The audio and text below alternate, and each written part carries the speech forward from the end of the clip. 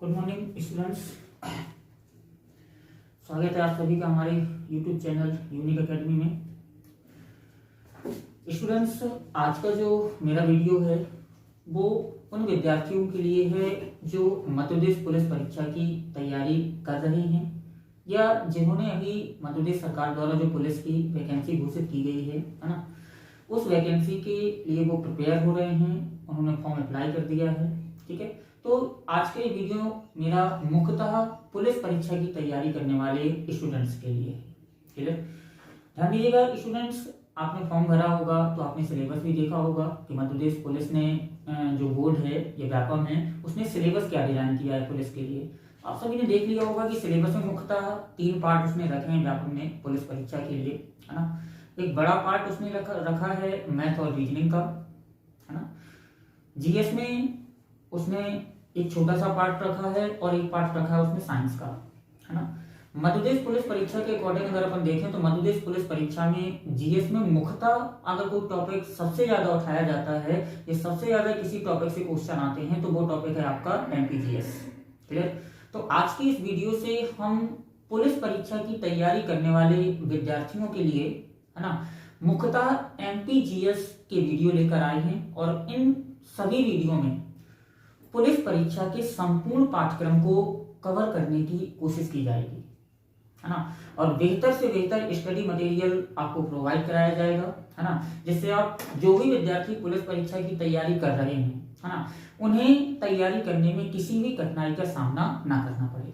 ठीक है, तो आज के इस वीडियो से हम एमपीजीएस पर डिस्कस करने जा रहे हैं। ठीक स्टूडेंट्स, अगर हम मध्य प्रदेश की सामान्य जीएस की बात करें, है ना, तो आज मैं ओनली मध्य प्रदेश के एक सामान्य जानकारी दे रहा हूं आपको। ना तो मैं मध्य प्रदेश का भूगोल पढ़ा रहा हूं आज, ना मध्य प्रदेश का इतिहास पढ़ा रहा हूं, ना मध्य प्रदेश की प्रशासनिक व्यवस्था पढ़ा रहा हूं, ना मध्य प्रदेश की आर्थिक व्यवस्था पढ़ा रहा हूं। ठीक है, एक मध्य प्रदेश की सामान्य जानकारी दे रहा हूं आपको कि आखिर मध्य प्रदेश आया कैसे, बना कैसे, इसकी भौगोलिक स्थिति क्या है, लोकेशन क्या है, कैसे हुआ ये। ठीक, तो मध्य प्रदेश का जीएस पढ़ने से पहले हमें ये जान लेना अत्यंत आवश्यक होता है कि मध्य प्रदेश बना कैसे, ये धरती के किस भाग का हिस्सा है मध्य प्रदेश, है ना।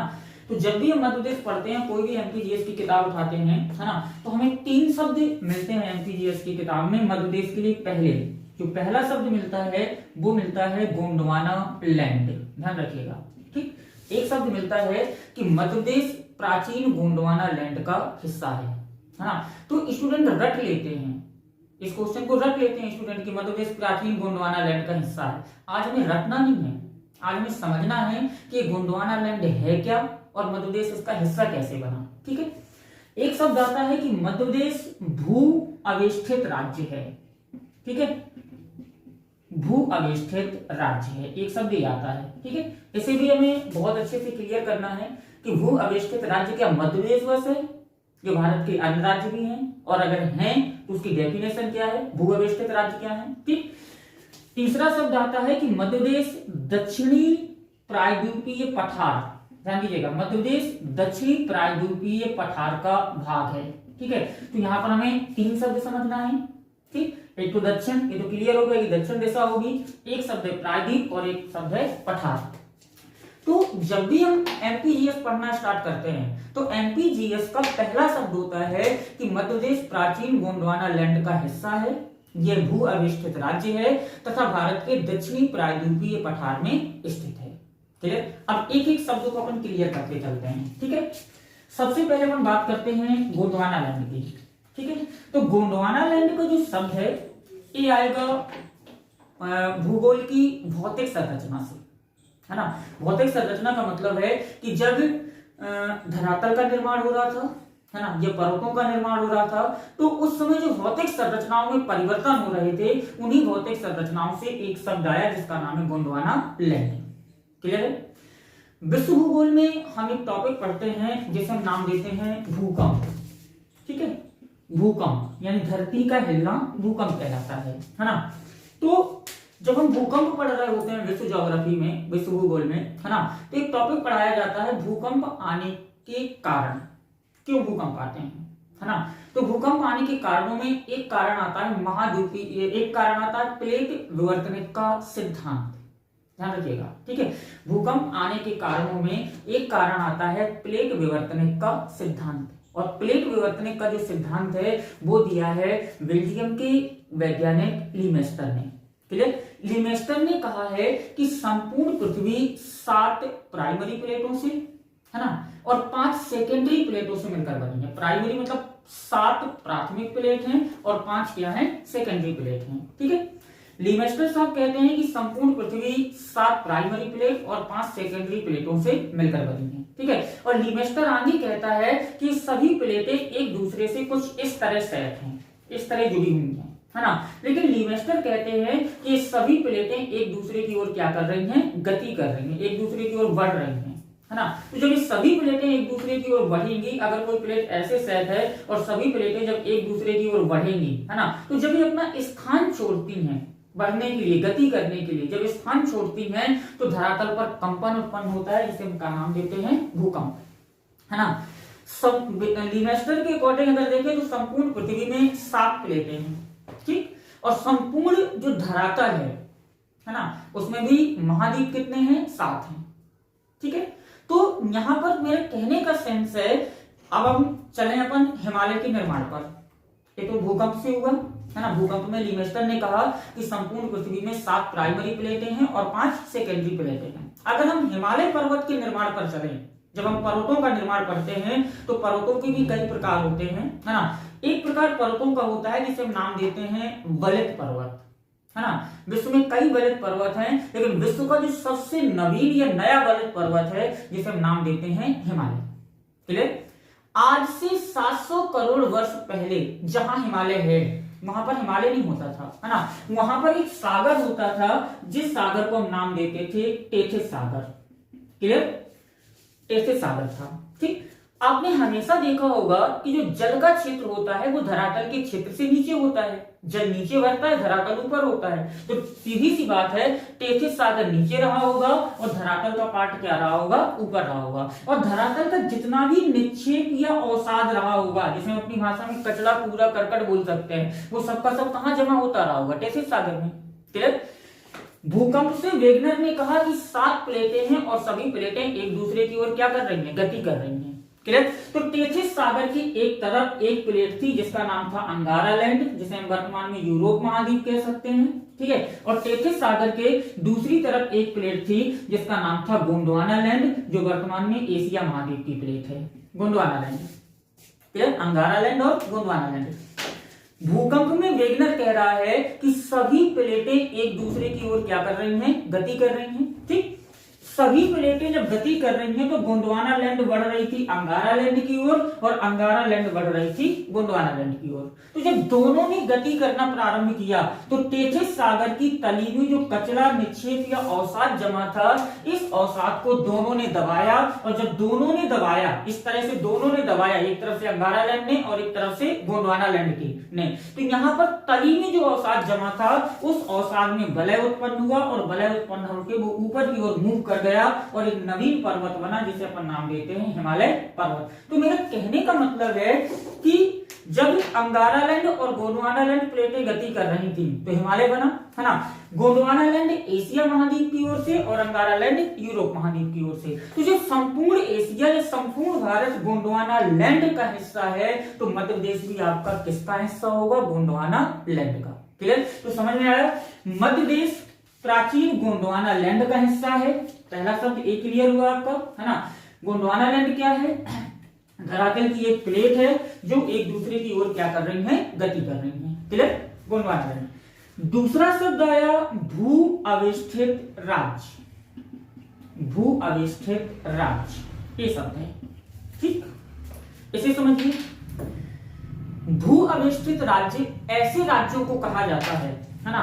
या दूसरे शब्दों में अगर स्पष्ट करूं तो वह राज्य जिसकी सीमा ना तो किसी अन्य देश की सीमा को स्पर्श करे।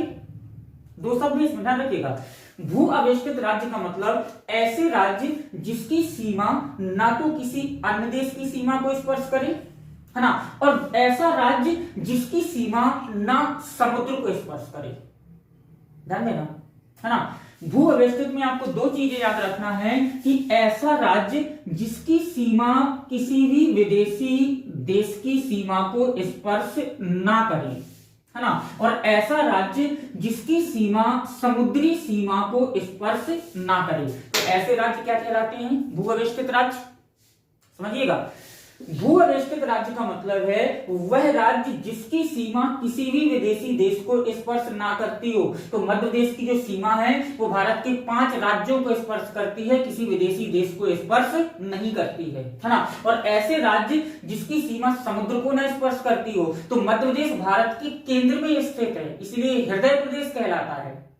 ध्यान रखिएगा, है ना। और जब केंद्र में स्थित है तो समुद्र को स्पर्श करने का कोई सवाल ही नहीं है, तो मध्य प्रदेश कैसा हो जाएगा? भू अवस्थित हो जाएगा। तो भू अवस्थित की परिभाषा अपन को याद रखनी है कि वह राज्य जिसकी सीमा ना तो किसी विदेशी देश को स्पर्श करे और ना ही किसी समुद्री सीमा को स्पर्श करे, तो ऐसा राज्य क्या कहलाता है? भू अवस्थित राज्य। और भारत का मध्य प्रदेश बस नहीं है ना, दिल्ली है, हरियाणा है, ये ऐसे राज्य हैं जिनकी सीमाएं ना तो किसी विदेशी देश को स्पर्श करती हैं और ना ही समुद्र को स्पर्श करती हैं, इसलिए क्या कहलाता है? भू अवस्थित राज्य कहलाता है। क्लियर? 2 क्लियर हुए।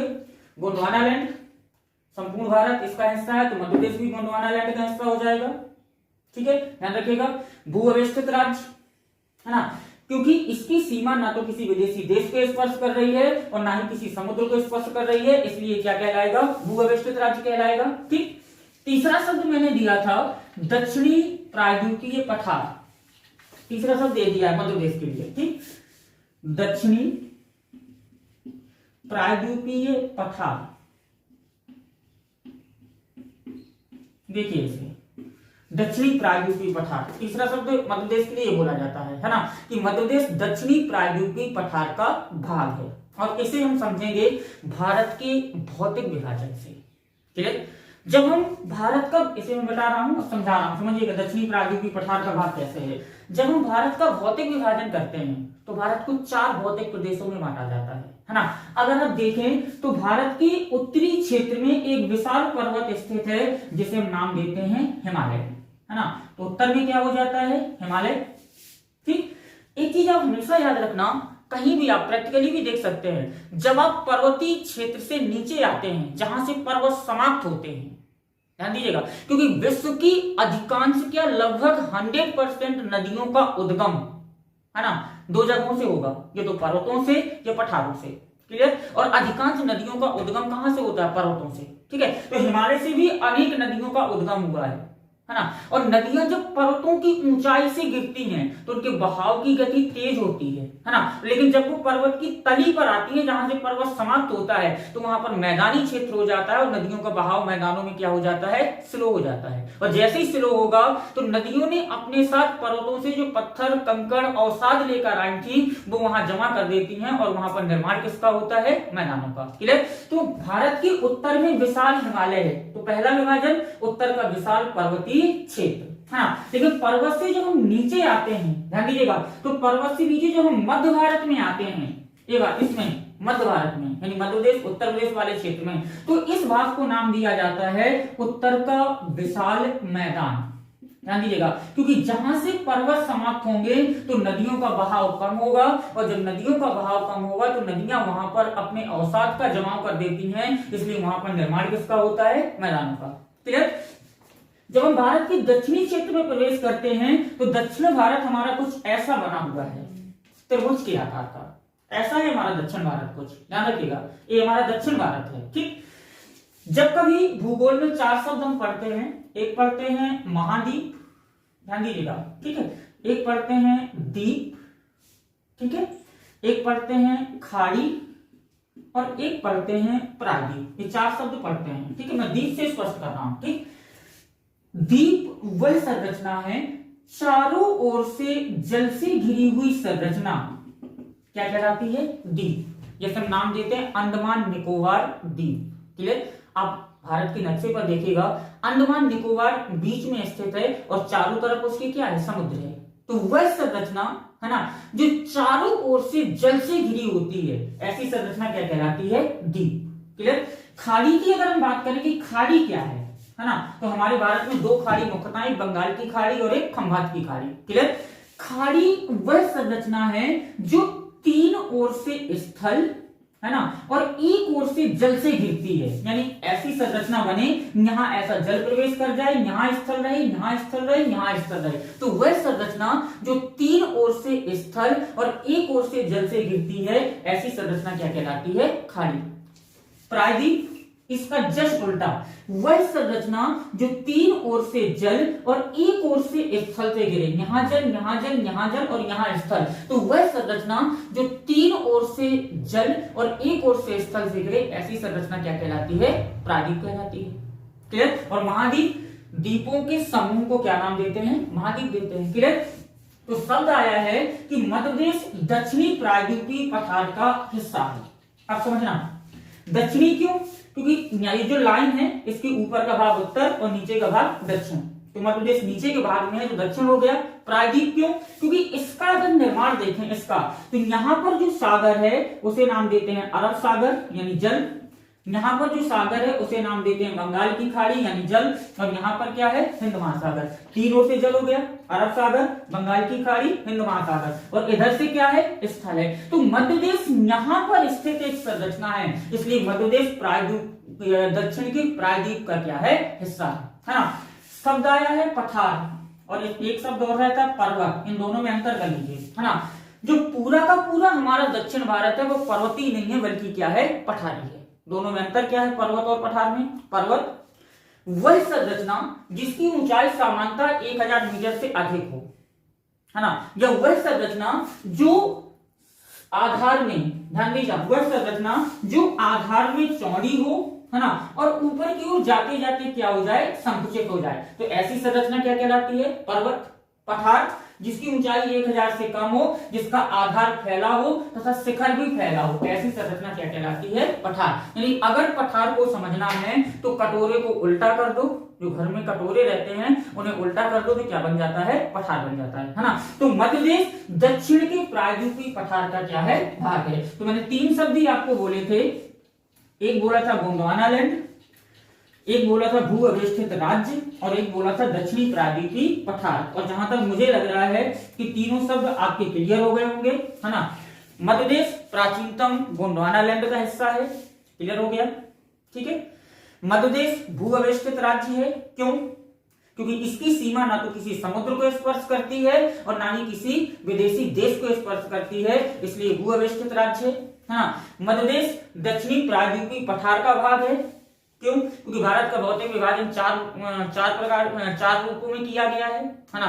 जो अंतिम भौतिक विभाजन है उसे हम नाम देते हैं दक्षिणी प्रायद्वीपीय पठार, और मध्य प्रदेश दक्षिणी प्रायद्वीपीय पठार का क्या है? भाग है। प्रायद्वीप क्या कहलाते हैं?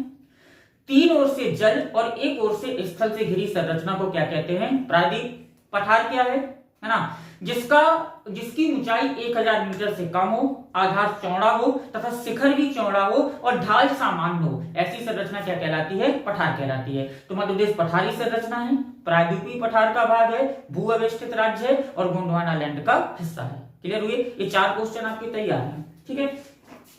एक क्वेश्चन करता है कि मध्य प्रदेश अंग है, ये मध्य प्रदेश हिस्सा है, तो आपका आंसर होगा भू अवस्थित गोंडवाना लैंड। फिर क्वेश्चन करता है कि मध्य प्रदेश की प्रकृति कैसी है, संरचना कैसी है, तो भू अवस्थित है ना। मध्य प्रदेश भारत के किस भाग में है? तो दक्षिणी प्रायद्वीपीय पठार में है। क्लियर? अब चलते हैं अपन मध्य प्रदेश बना कैसे, ठीक है, ध्यान दीजिएगा। जब हमारा देश 1947 में स्वतंत्र हुआ था, ठीक है, 15 अगस्त 1947 को जब हम स्वतंत्र हुए, है ना, तो हमारे देश में 4 प्रकार के राज्य थे। ध्यान देना, जब 1947 में हम स्वतंत्र हुए तो हमारे देश में 4 प्रकार के राज्य थे, ठीक है। एक को नाम दिया गया था भाग का, ख, ग और घ, 4 राज्य थे स्वतंत्रता के बाद, ठीक। भाग का में हमने रखा था ब्रिटिश प्रांत, क्लियर, ब्रिटिश प्रांत, यानी ऐसे प्रांत जिन पर अंग्रेजों का प्रत्यक्ष शासन था, ऐसे प्रांत क्या कहलाते थे? ब्रिटिश प्रांत, ठीक है। खा में रखा था हमने बड़ी देसी रियासतों को, बड़ी देसी रियासतों को, क्लियर, ध्यान दीजिएगा। और देसी रियासतें ऐसे राज्य जहां पर अभी भी राजाओं का शासन था भारत में, लेकिन वह राजा किसके अधीन थे? अंग्रेजों के, है ना। तो ऐसे राज्यों को क्या नाम दिया गया? देसी रियासतें। भाग ग में हमने रखा था कमिश्नरी क्षेत्रों को, और कमिश्नरी क्षेत्र कितने थे? चार है ना। और इसमें एक और रखा था जिसे हमने नाम दिया था छोटी रियासतें, यानी छोटी छोटी जो रियासतें थी उन सबको कहां रखा था? गा में, है ना। और भाग घा में हमने रखा था अंडमान और निकोबार द्वीप को। ठीक है, तो जब 1947 में हमारा देश स्वतंत्र हुआ तो हमारे देश में 4 प्रकार के राज्य थे, क, ख, ग और घ। क्लियर? ब्रिटिश प्रांत, बड़ी देशी रियासतें, छोटी देशी रियासतें, अंडमान और निकोबार। क्लियर?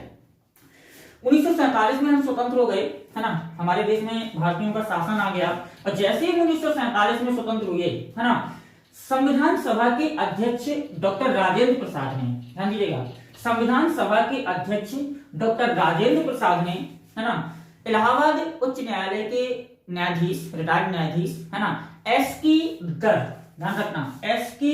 दर की अध्यक्षता में एक आयोग का गठन किया, है ना।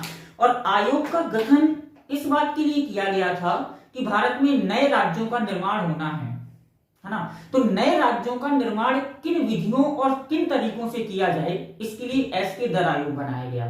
ठीक है, एस.के. दर आयोग बना 1948 में, है ना। और 1948 में ही इसने संविधान सभा को अपनी रिपोर्ट प्रस्तुत कर दी, है ना। और रिपोर्ट प्रस्तुत करके इसने कहा कि भारत में जो राज्यों का गठन किया जाना है, ध्यान देना, हमारे देश में 2 प्रकार से राज्यों का गठन हुआ है ना। एक हुआ है भाषा के आधार पर, है ना, और एक हुआ है प्रशासनिक सुविधा के आधार पर। ठीक है, ध्यान रखिएगा। तो एस.के. दर आयोग ने सलाह दी संविधान सभा को कि आप भारत में भाषा के आधार पर राज्यों का गठन मत करिए, है ना। अगर आपको राज्यों का गठन करना है तो किसके आधार पर करिए? प्रशासनिक सुविधा के आधार पर। क्लियर? तो प्रशासनिक सुविधा के आधार पर राज्यों के गठन करने की सलाह किसने दी? एस.के. दर आयोग ने। क्लियर? इस आयोग का विरोध हुआ, है ना। मजबूर होकर 1948 में ही एक और समिति बनाई गई राज्यों के गठन से संबंधित, जिसे नाम दिया गया जे.भी.पी. समिति। क्लियर? इसमें 3 लोग थे, जवाहरलाल नेहरू, ध्यान देना, वल्लभ भाई पटेल, पट्टाभी सीतारमैया। और इसका काम भी क्या था? राज्यों के गठन के संबंध में सलाह देना। और इस समिति ने भी वही किया, है ना, कि भारत में भाषा के आधार पर राज्य ना बनाए जाएं, बल्कि राज्य किसके आधार पर बनाए जाएं? ध्यान रखना, प्रशासनिक सुविधा के आधार पर, है ना। इसका भी विरोध हुआ क्योंकि भारत में लगातार भाषा के आधार पर राज्य बनाने की मांग चल रही थी, है ना। और ये जो मांग चल रही थी, ये मांग सर्वप्रथम चल रही थी मद्रास राज्य में, क्योंकि मद्रास में 2 भाषाओं को बोलने वाले लोग थे, तमिल और तेलुगु के। क्लियर? तो तेलुगु भाषा वाले लगातार इस बात के लिए आंदोलन चला रहे थे कि जो हमारा भाषा क्षेत्र है, यानी तेलुगु भाषा क्षेत्र है, उसे भारत सरकार अलग राज्य की मान्यता प्रदान करे, है ना। लेकिन जब जे.भी.पी. ने भी विरोध किया, 1951 में इसने रिपोर्ट दी, विरोध किया, तो जो तेलुगु भाषा के आधार पर राज्य बनाने की जो मांग के आंदोलन का नेतृत्व कर रहे थे, वो मद्रास के कांग्रेसी नेता थे, जिनका नाम था पोट्टी श्री रामुलु, है ना। जब दोनों ने विरोध कर दिया कि भाषा के आधार पर राज्य नहीं बनाए जाएंगे, है ना, तो पोट्टी श्री रामुलु ने आमरण अनशन प्रारंभ कर दी, है ना। और लगभग 56 दिनों तक ये भूख हड़ताल पे बैठे रहे, और 56 दिन की भूख हड़ताल के बाद इनकी क्या हो जाती है? मृत्यु हो जाती है। और जैसे इनकी मृत्यु होती है, उसी समय भारत के प्रथम प्रधानमंत्री पंडित जवाहरलाल नेहरू ने भाषा के आधार पर राज्य के गठन की घोषणा कर दी, और भाषा के आधार पर बनने वाला भारत का जो पहला राज्य बना, उसे नाम दिया गया आंध्र प्रदेश। किस भाषा को लेकर? तेलुगु भाषा को लेकर। क्लियर? तो भाषा के आधार पर राज्य बनने लगे। ठीक, अब जब भाषा के आधार पर राज्य बनने लगे तो राज्यों का पुनर्गठन तो करना ही था, है ना। तो राज्यों का पुनर्गठन करने के लिए ध्यान दीजिएगा, 1953 में भारत सरकार ने एक और आयोग का गठन किया जो 3 सदस्यीय था आयोग, है ना। इस आयोग के अध्यक्ष थे फजल अली, ध्यान रखिएगा, है ना। तथा इसके 2 सदस्य थे, जिनमें से एक का नाम था H.N. कुंजरू, यानी हृदयनाथ कुंजरू, है ना, और दूसरे का नाम था K.M. पटकर। 2 सदस्य थे। ठीक है, पहला आयोग 1948 एस.के. दर आयोग, भाषा के आधार पर राज्यों के गठन का विरोध किया। दूसरा आयोग जे.भी.पी. समिति, भाषा के आधार पर राज्यों के गठन का विरोध करती है। लेकिन जब लगातार भाषा के आधार पर राज्यों के गठन की मांग की गई, है ना, तो भारत सरकार ने 1953 में एक 3 सदस्यीय आयोग का गठन किया, जिसके 3 सदस्य थे, अध्यक्ष फजल अली, सदस्य H.N. कुंजरू, हृदयनाथ कुंजरू और K.M. पटकर। क्लियर? इस इस आयोग ने 1955 में अपनी रिपोर्ट सौंपी। ठीक है, 1955 में अपनी रिपोर्ट सौंपी भारतीय संसद में। ठीक है, और फजल अली आयोग की रिपोर्ट जब 1955 में आई तो इस रिपोर्ट के आधार पर, ध्यान दीजिएगा, इसी रिपोर्ट के आधार पर 1953 में आयोग बना, अपनी जांच रखता है और जांच में कहता है ना, कि भारत में भाषा के आधार पर राज्यों का गठन किया जाए, है ना, लेकिन एक भाषा और एक राज्य और एक भाषा के सिद्धांत को अस्वीकार कर दिया। बोले राज्य किसी भी भाषा को लेकर बनाया जाए, लेकिन ऐसा नहीं होगा कि वहां पर वही बस भाषा रहे, वहां पर सभी भाषाओं को, जो संविधान की 8वीं अनुसूची में शामिल भाषाएं हैं, उन सभी भाषाओं को मान्यता प्रदान की जाएगी। ठीक है, तो 53 में आयोग बना, 55 में इसने अपनी रिपोर्ट सौंपी, है ना। फजल अली द्वारा प्रस्तुत रिपोर्ट के आधार पर, ध्यान रखिएगा, फजल अली द्वारा प्रस्तुत रिपोर्ट के आधार पर भारतीय संसद ने 1956 में, है ना, राज्य पुनर्गठन अधिनियम पारित कर दिया। ध्यान रखना, है ना।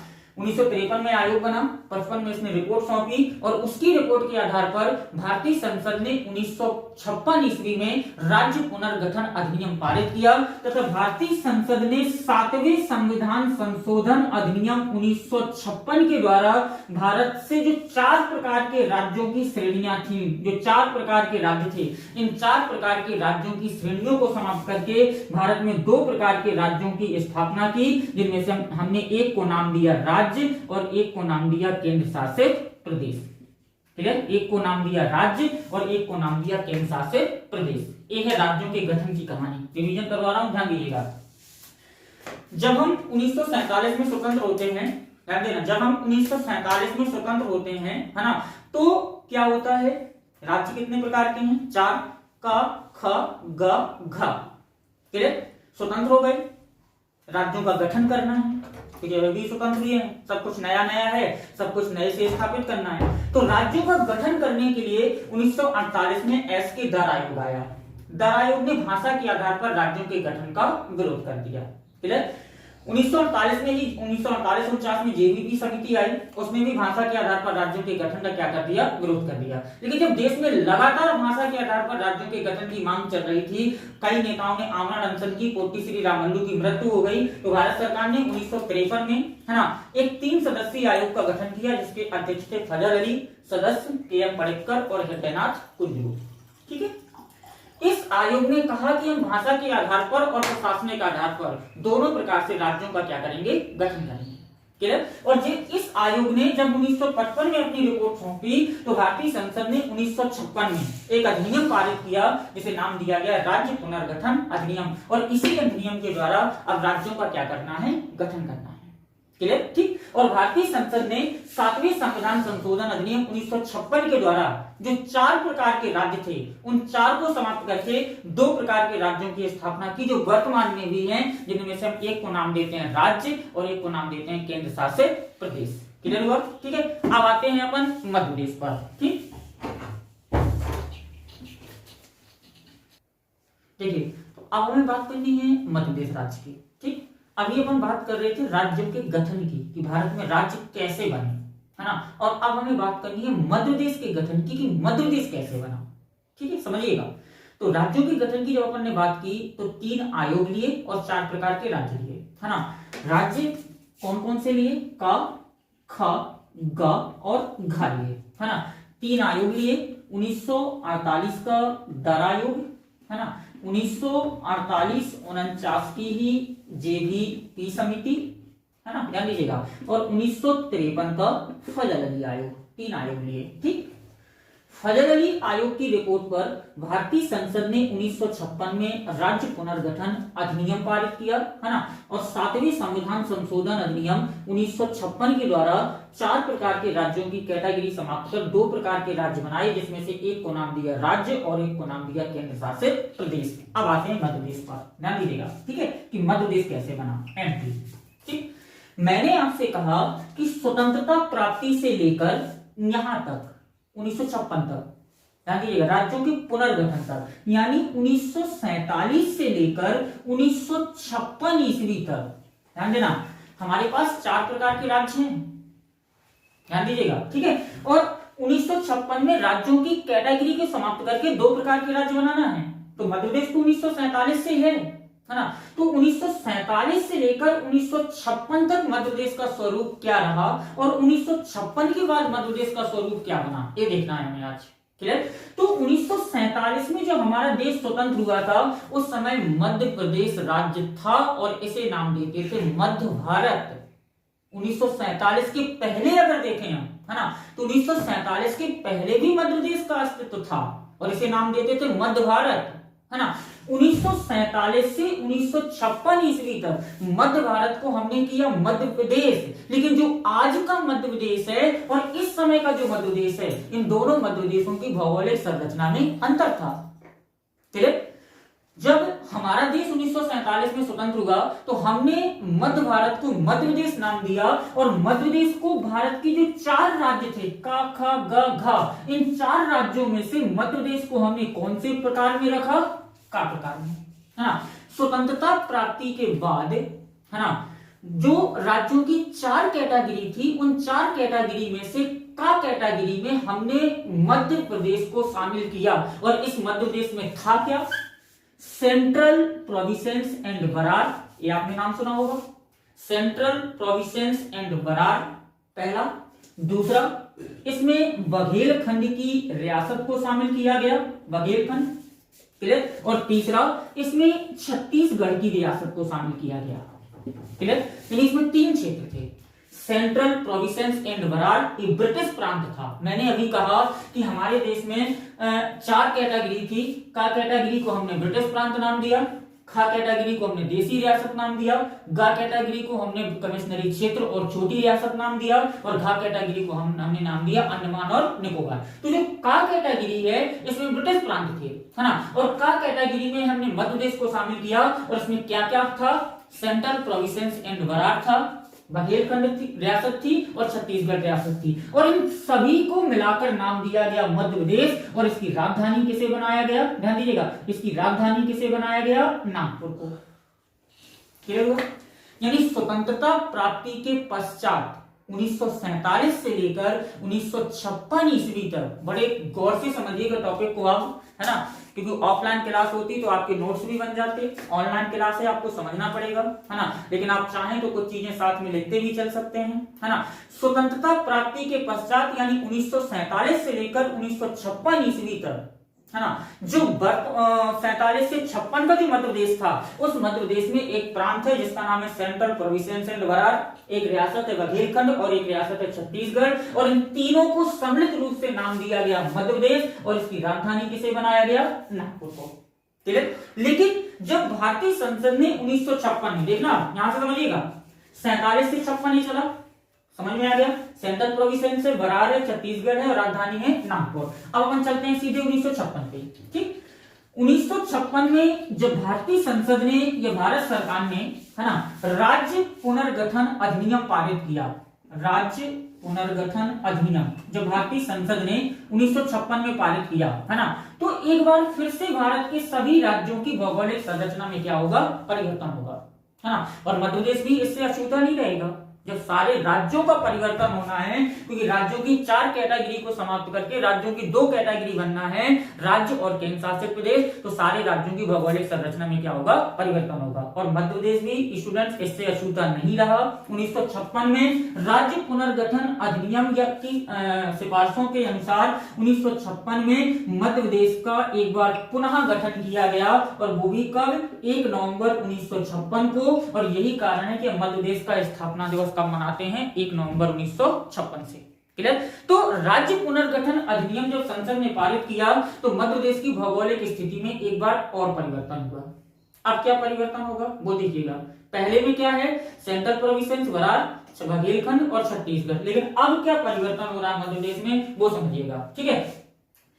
अब मध्य प्रदेश की भौगोलिक संरचना में जो परिवर्तन होगा इसमें एक भाग शामिल किया गया जिसे हम नाम दिया हमने मध्य भारत, एक भाग ये आया, मध्य भारत आया, है ना। दूसरा भाग विंध्य प्रदेश यानी विंध्य पर्वतमाला का जो क्षेत्र था, विंध्य प्रदेश। ठीक है। तीसरा जो सेंट्रल प्रोविंसेस एंड बरार था उसका पूरा भाग नहीं लिया हमने, है ना। अब सेंट्रल प्रोविंसेस एंड बरार का जो पूर्वी हिस्सा था वो हमने लिया, सेंट्रल प्रोविंस एंड बरार का पूर्वी हिस्सा, और साथ में हमने क्या ले ली, भोपाल रियासत। ठीक, भोपाल रियासत ले ली। अब इन चारों को मिलाकर, है ना, एक नवीन मध्य प्रदेश का जन्म हुआ, और इस नवीन मध्य प्रदेश का जो जन्म होता है वो होता है 1 नवंबर, ध्यान दीजिएगा, वो होता है 1 नवंबर 1956 ईस्वी को। और यहां से मध्य प्रदेश की भौगोलिक संरचना में परिवर्तन होगा, और यहां से मध्य प्रदेश की राजधानी नागपुर की बजाय मध्य प्रदेश की राजधानी किसे बनाया जाएगा, भोपाल को। ऐसा समझ में, मध्य प्रदेश की भौगोलिक संरचना में 3 बार परिवर्तन होता है ना। पहला परिवर्तन 1947 से 1956, दूसरा परिवर्तन 1 नवंबर 1956, और तीसरा परिवर्तन 1 नवंबर 2000। क्लियर। पहला परिवर्तन मैंने आपको समझा दिया 1947 वाला, कि जब हमारा देश 1947 में स्वतंत्र हुआ था तो राज्यों की 4 कैटेगरी थी, जिनमें मध्य प्रदेश आपका का कैटेगरी का राज्य था, जिसमें 3 क्षेत्र थे, central province and Berar, Bundelkhand और छत्तीसगढ़, और इसकी राजधानी थी नागपुर। दूसरा परिवर्तन, फजल अली आयोग की रिपोर्ट की सलाह पर भारतीय संसद ने जब 1956 में राज्य पुनर्गठन अधिनियम पारित किया तो मध्य प्रदेश की भौगोलिक संरचना में एक बार पुनः परिवर्तन हुआ, है ना। और इस परिवर्तन के तहत मध्य भारत, विंध्य प्रदेश, सेंट्रल प्रोविंस एंड बरार का पूर्वी क्षेत्र तथा भोपाल रियासत को मिलाकर 1 नवंबर 1956 को एक नए मध्य प्रदेश का निर्माण किया गया, जिसकी राजधानी किसे बनाया गया, भोपाल को। क्लियर। तीसरा परिवर्तन देखते हैं, मध्य प्रदेश की भौगोलिक संरचना में, है ना, अब जो तीसरा परिवर्तन हो रहा है ना, वो तीसरा परिवर्तन हो रहा है 1 नवंबर 2000 को, है ना। और ये परिवर्तन क्यों हुआ, क्योंकि 1 नवंबर 2000 को मध्य प्रदेश का विभाजन करके, ध्यान रखना, 1 नवंबर 2000 को मध्य प्रदेश का विभाजन करके एक नया राज्य बनाया गया, जिसे नाम दिया गया छत्तीसगढ़, है ना। और मध्य प्रदेश का जो अधिकांश पूर्वी हिस्सा था, है ना, ध्यान रखिएगा, मध्य प्रदेश का जो अधिकांश पूर्वी हिस्सा था, अधिकांश पूर्वी हिस्से को कट करके मध्य प्रदेश से अलग करके एक नए राज्य की स्थापना की गई, जिसे नाम दिया गया छत्तीसगढ़। और वर्तमान का जो मध्य प्रदेश है, ये वर्तमान का मध्य प्रदेश 1 नवंबर 2000 की स्थिति वाला मध्य प्रदेश है। लेकिन देखिएगा, पहला परिवर्तन 47 में हुआ, दूसरा परिवर्तन 56 में हुआ, तीसरा परिवर्तन 2000 में हुआ। लेकिन इन तीनों परिवर्तनों के बावजूद भी, ध्यान रखना, इन तीनों परिवर्तनों के बावजूद भी मध्य प्रदेश आज देश के मध्य में स्थित है ना। और मध्य में स्थित होने के कारण इसे मध्य प्रदेश कहा जाता है। इसे दूसरा नाम हृदय प्रदेश भी कहते हैं। और कई बार क्वेश्चन आया है कि मध्य प्रदेश को हृदय प्रदेश किसने कहा है, तो आपका आंसर होता है पंडित जवाहरलाल नेहरू। और देश के या भारत के मध्य में स्थित होने के कारण इसे क्या कहा जाता है, हृदय प्रदेश। तो स्टूडेंट्स, मध्य प्रदेश की भौगोलिक संरचना क्लियर हुई। ठीक। पहला, गोंडवाना लैंड क्यों कहते हैं, क्योंकि संपूर्ण भारत गोंडवाना लैंड का पार्ट है, तो मध्य प्रदेश भी गोंडवाना लैंड का पार्ट है। दूसरा, भू अवस्थित क्यों कहते हैं, क्योंकि इसकी सीमा ना तो किसी विदेशी देश को स्पर्श करती है और ना ही किसी समुद्र को, इसलिए भू अवस्थित राज्य है। तीसरा, दक्षिणी प्रायद्वीपीय पठार का भाग है, दक्षिण, क्योंकि भारत के 2 भाग हैं, उत्तर भारत और दक्षिण भारत। मध्य प्रदेश का अधिकांश हिस्सा दक्षिणी क्षेत्र में है, इसलिए दक्षिण का भाग है। प्रायद्वीपीय पठार क्यों है, क्योंकि दक्षिण भारत, संपूर्ण दक्षिण भारत प्रायद्वीपीय है, 3 ओर से जल और 1 ओर से स्थल से घिरा है, तो मध्य प्रदेश भी प्रायद्वीप है। पठार, मध्य प्रदेश में पर्वतों की बजाय पठारी संरचनाएं अधिक हैं, इसलिए पठार है। क्लियर। अब अगर इसके गठन को देखें तो स्वतंत्रता प्राप्ति के समय जो 4 राज्यों की कैटेगरी थी, उनमें से एक का प्रकार का राज्य था, जिसमें सेंट्रल प्रोविंस, बुंदेलखंड और छत्तीसगढ़ शामिल थी, और तीनों को मिलाकर मध्य प्रदेश नाम दिया गया, राजधानी बनाया गया नागपुर को। दूसरा परिवर्तन, फजल अली आयोग की रिपोर्ट पर जब भारतीय संसद ने 1956 में राज्य पुनर्गठन अधिनियम पारित किया, इसकी संरचना में फिर परिवर्तन हुआ, जिसमें मध्य भारत को मिलाया गया, विंध्य प्रदेश को मिलाया गया, सेंट्रल प्रोविंस एंड बरार के पूर्वी क्षेत्र को मिलाया गया, ध्यान रखिएगा, है ना, और साथ में भोपाल रियासत को मिलाया गया, और चारों को मिलाकर मध्य प्रदेश राज्य का जन्म हुआ और राजधानी भोपाल को बनाया गया। 1 नवंबर 2000 को इसके पूर्वी हिस्से को अलग करके एक नया राज्य बनाया गया छत्तीसगढ़, और इसकी भौगोलिक संरचना में एक बार पुनः परिवर्तन हुआ। क्लियर। लेकिन इतने परिवर्तनों के बावजूद भी आज हमारा प्रदेश देश के हृदय में स्थित है, इसलिए इसे मध्य प्रदेश या हृदय प्रदेश नाम से भी क्या किया जाता है, संबोधित किया जाता है। ठीक। अब किसी भी राज्य का या किसी भी देश का जब हम जीएस पढ़ना स्टार्ट करते हैं, है ना, तो हमारे सामने जो पहला क्वेश्चन आता है वो ये आता है कि हमें उसकी भौगोलिक स्थिति निकालनी होती है कि आखिर वो भौगोलिक स्थिति उसकी क्या है, वो कौन सी भौगोलिक स्थिति में स्थित है। ध्यान दीजिएगा, है ना, हमें भौगोलिक स्थिति पर डिस्कस करना होता है कि उसकी भौगोलिक स्थिति क्या है। ठीक है, समझिएगा। भौगोलिक स्थिति निकालने के लिए हमारे पास दो माध्यम होते हैं। ठीक है, पहला माध्यम होता है जिस स्थान विशेष की हम भौगोलिक स्थिति निकाल रहे हैं उस स्थान विशेष के आसपास स्थित कोई प्रसिद्ध शहर या कोई प्रसिद्ध स्थल पहली, है ना। और दूसरा माध्यम होता है हमारे पास उस स्थान विशेष का जिसकी हम भौगोलिक स्थिति निकालना चाहते हैं, उस स्थान विशेष का अक्षांशीय एवं देशांतरीय विस्तार, है ना।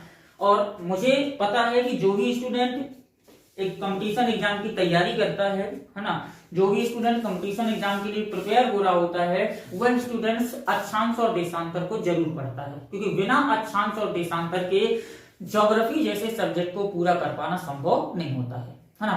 तो अगर हमें मध्य देश की भौगोलिक स्थिति निकालना है तो हमें अक्षांशों का और देशांतरों का ज्ञान होना अत्यंत आवश्यक है। आज मैं मौखिक रूप से समझा रहा हूं, नेक्स्ट वीडियो में या कभी कोई अलग से वीडियो डाल के मैं मैथ से पूरा क्लियर कर दूंगा, आप लोगों को परेशान नहीं होना है ना। तो हमें यहाँ पर बात करनी है अक्षांशों की और देशांतरों की, ध्यान दीजिएगा। ठीक, जब हम विश्व का नक्शा उठाते हैं, है ना, वर्ल्ड मैप उठाते हैं, तो उस मैप को अगर हम गौर से देखें तो उसमें दो प्रकार से लाइनें खींची होती हैं पूरे नक्शे पर, है ना। कुछ लाइनें उसमें ऐसी लंबवत खींची होती हैं ऐसे, और कुछ लाइनें उसमें ऐसे क्षैतिज खींची होती हैं। ठीक है, तो जो लाइनें लंबवत खींची होती हैं इन्हें हम नाम देते हैं देशांतर, है ना। और कुछ लाइनें जो क्षैतिज खींची होती हैं इन्हें हम नाम देते हैं अक्षांश। क्लियर, यानी लंबवत लाइनों को देशांतर और क्षैतिज लाइनों को हम क्या नाम देते हैं, अक्षांश। ठीक है, संपूर्ण नक्शे पर जो लंबवत लाइनें हैं देशांतर हैं, इनकी संख्या है 360, है ना, और जो क्षैतिज लाइनें हैं इनकी संख्या है 180। यानी संपूर्ण पृथ्वी पर 360 देशांतर और 180 अक्षांश रेखाएं हैं। पृथ्वी पर बोल गया हूं तो है तो पृथ्वी पर, लेकिन पृथ्वी के लिए काल्पनिक हैं, क्योंकि पृथ्वी पर या धरातल पर खींच पाना संभव नहीं है, इसलिए इन्हें कहां खींचा जाता है, मैप के लिए ये भी क्वेश्चन आता है कि अक्षांश और देशांतर रेखाओं को कहां खींचा जाता है, धरातल पर या मैप पर। तो आपका आंसर होगा मैप पर। धरातल पर खींच पाना संभव नहीं है क्योंकि ये क्या है, धरातल के लिए असंभव है, अर्थात काल्पनिक है, लेकिन नक्शे पर खींची जाएंगी, है ना। नक्शे पर लंबवत आपको 360 मिलेंगी और क्षैतिज आपको 180 मिलेंगी। अब हमें निकालना है मध्य देश की भौगोलिक स्थिति, है ना। तो मध्य देश की भौगोलिक स्थिति निकालने के लिए हमें इन अक्षांशों का और देशांतरों का ज्ञान होना आवश्यक है। देखिएगा, मैंने कहा कि पूरे नक्शे में, इसे बोर्ड को आप नक्शा समझ लीजिए, पूरे नक्शे में 360 देशांतर हैं और 180 अक्षांश रेखाएं हैं, है ना। जो 0 डिग्री देशांतर रेखा है ये नक्शे के बीचों बीच निकाली जाती है, बिल्कुल बीच से, है ना, अर्थात ये नक्शे के दो भाग कर देती है ना। इधर का भाग क्या कहलाएगा, पूर्व कहलाएगा, ध्यान रखिएगा। इधर का भाग होगा आपका पूर्व, ठीक है, और इधर का भाग होगा आपका पश्चिम।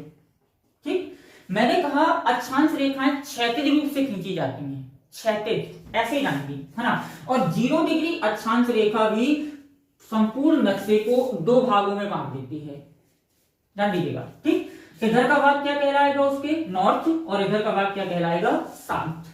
तो पूरा जो नक्शा है ना, या पूरा जो धरातल है, पूरी जो पृथ्वी है वो 4 भागों में बढ़ जाती है, उत्तर, दक्षिण, पश्चिम और पूर्व।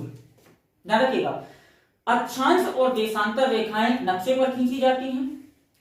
देशांतर रेखाओं की संख्या 360 है, ठीक है। 0 डिग्री देशांतर रेखा नक्शे के बीच से खींची जाती है। ये संपूर्ण पृथ्वी को, नक्शे को दो भागों में बांट देती है ना, इधर पूर्व और इधर पश्चिम। तो ये कहलाएगा पूर्वी देशांतर और ये कहलाएगा पश्चिमी देशांतर। क्लियर, क्योंकि 0 डिग्री बीच से निकली तो पूर्व का भाग पूर्वी देशांतर और पश्चिम का भाग पश्चिमी देशांतर। अक्षांश रेखाएं भी पूरे नक्शे को दो भागों में बांट देती हैं। तो अक्षांश रेखा के ऊपर का भाग उत्तरी अक्षांश और अक्षांश रेखा के नीचे का भाग दक्षिणी अक्षांश। क्लियर, अब यहां देखना है हमें कि यहां मध्य देश कहां मिलेगा। देखिए कैसे देखते हैं, 4 भाग बन गए, पूर्वी देशांतर, पश्चिमी देशांतर, उत्तरी गोलार्ध, दक्षिणी गोलार्ध। क्लियर, तो 4 बने। एक क्या बना, ध्यान दीजिएगा, एक क्या बनेगा, नॉर्थ और वेस्ट, यानी उत्तर और पश्चिम। तो उत्तरी गोलार्ध पश्चिमी देशांतर, उत्तरी गोलार्ध पूर्वी देशांतर, उत्तरी गोलार्ध उत्तरी गोलार्ध पूर्वी देशांतर, सॉरी दक्षिणी गोलार्ध पूर्वी देशांतर और दक्षिणी गोलार्ध पश्चिमी देशांतर।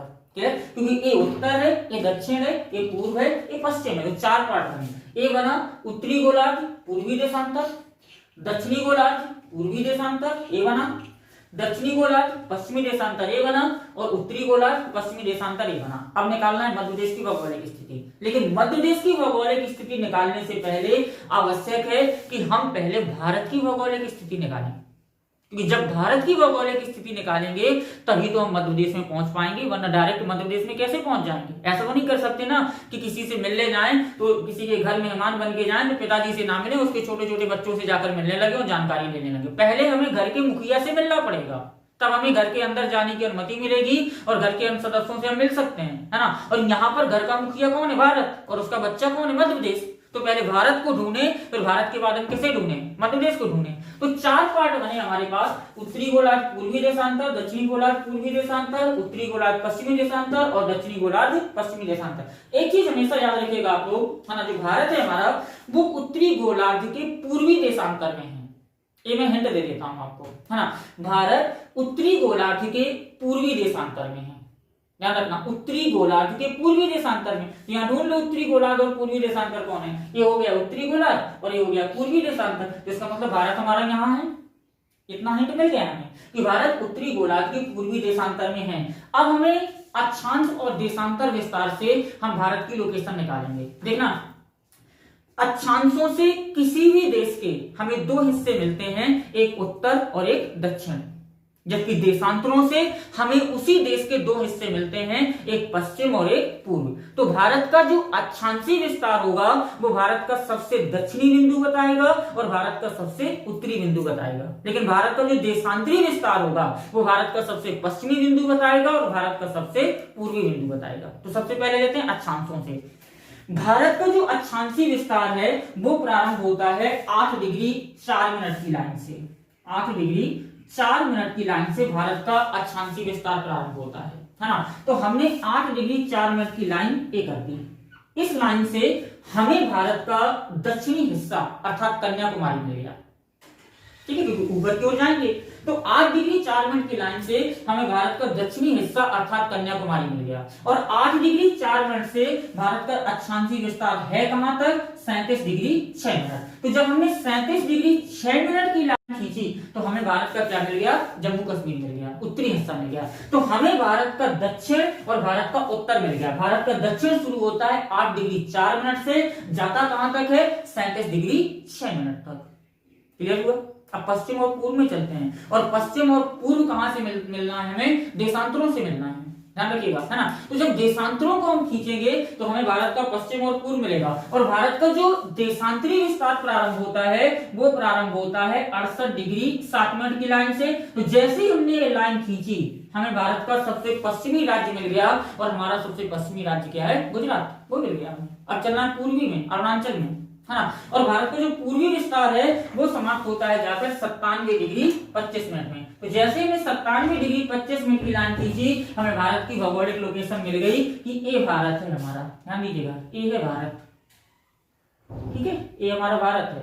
अब आप याद रख सकते हैं कि भारत का जो अक्षांशीय विस्तार है वो शुरू होता है 8 डिग्री 4 मिनट से, ध्यान रखिएगा।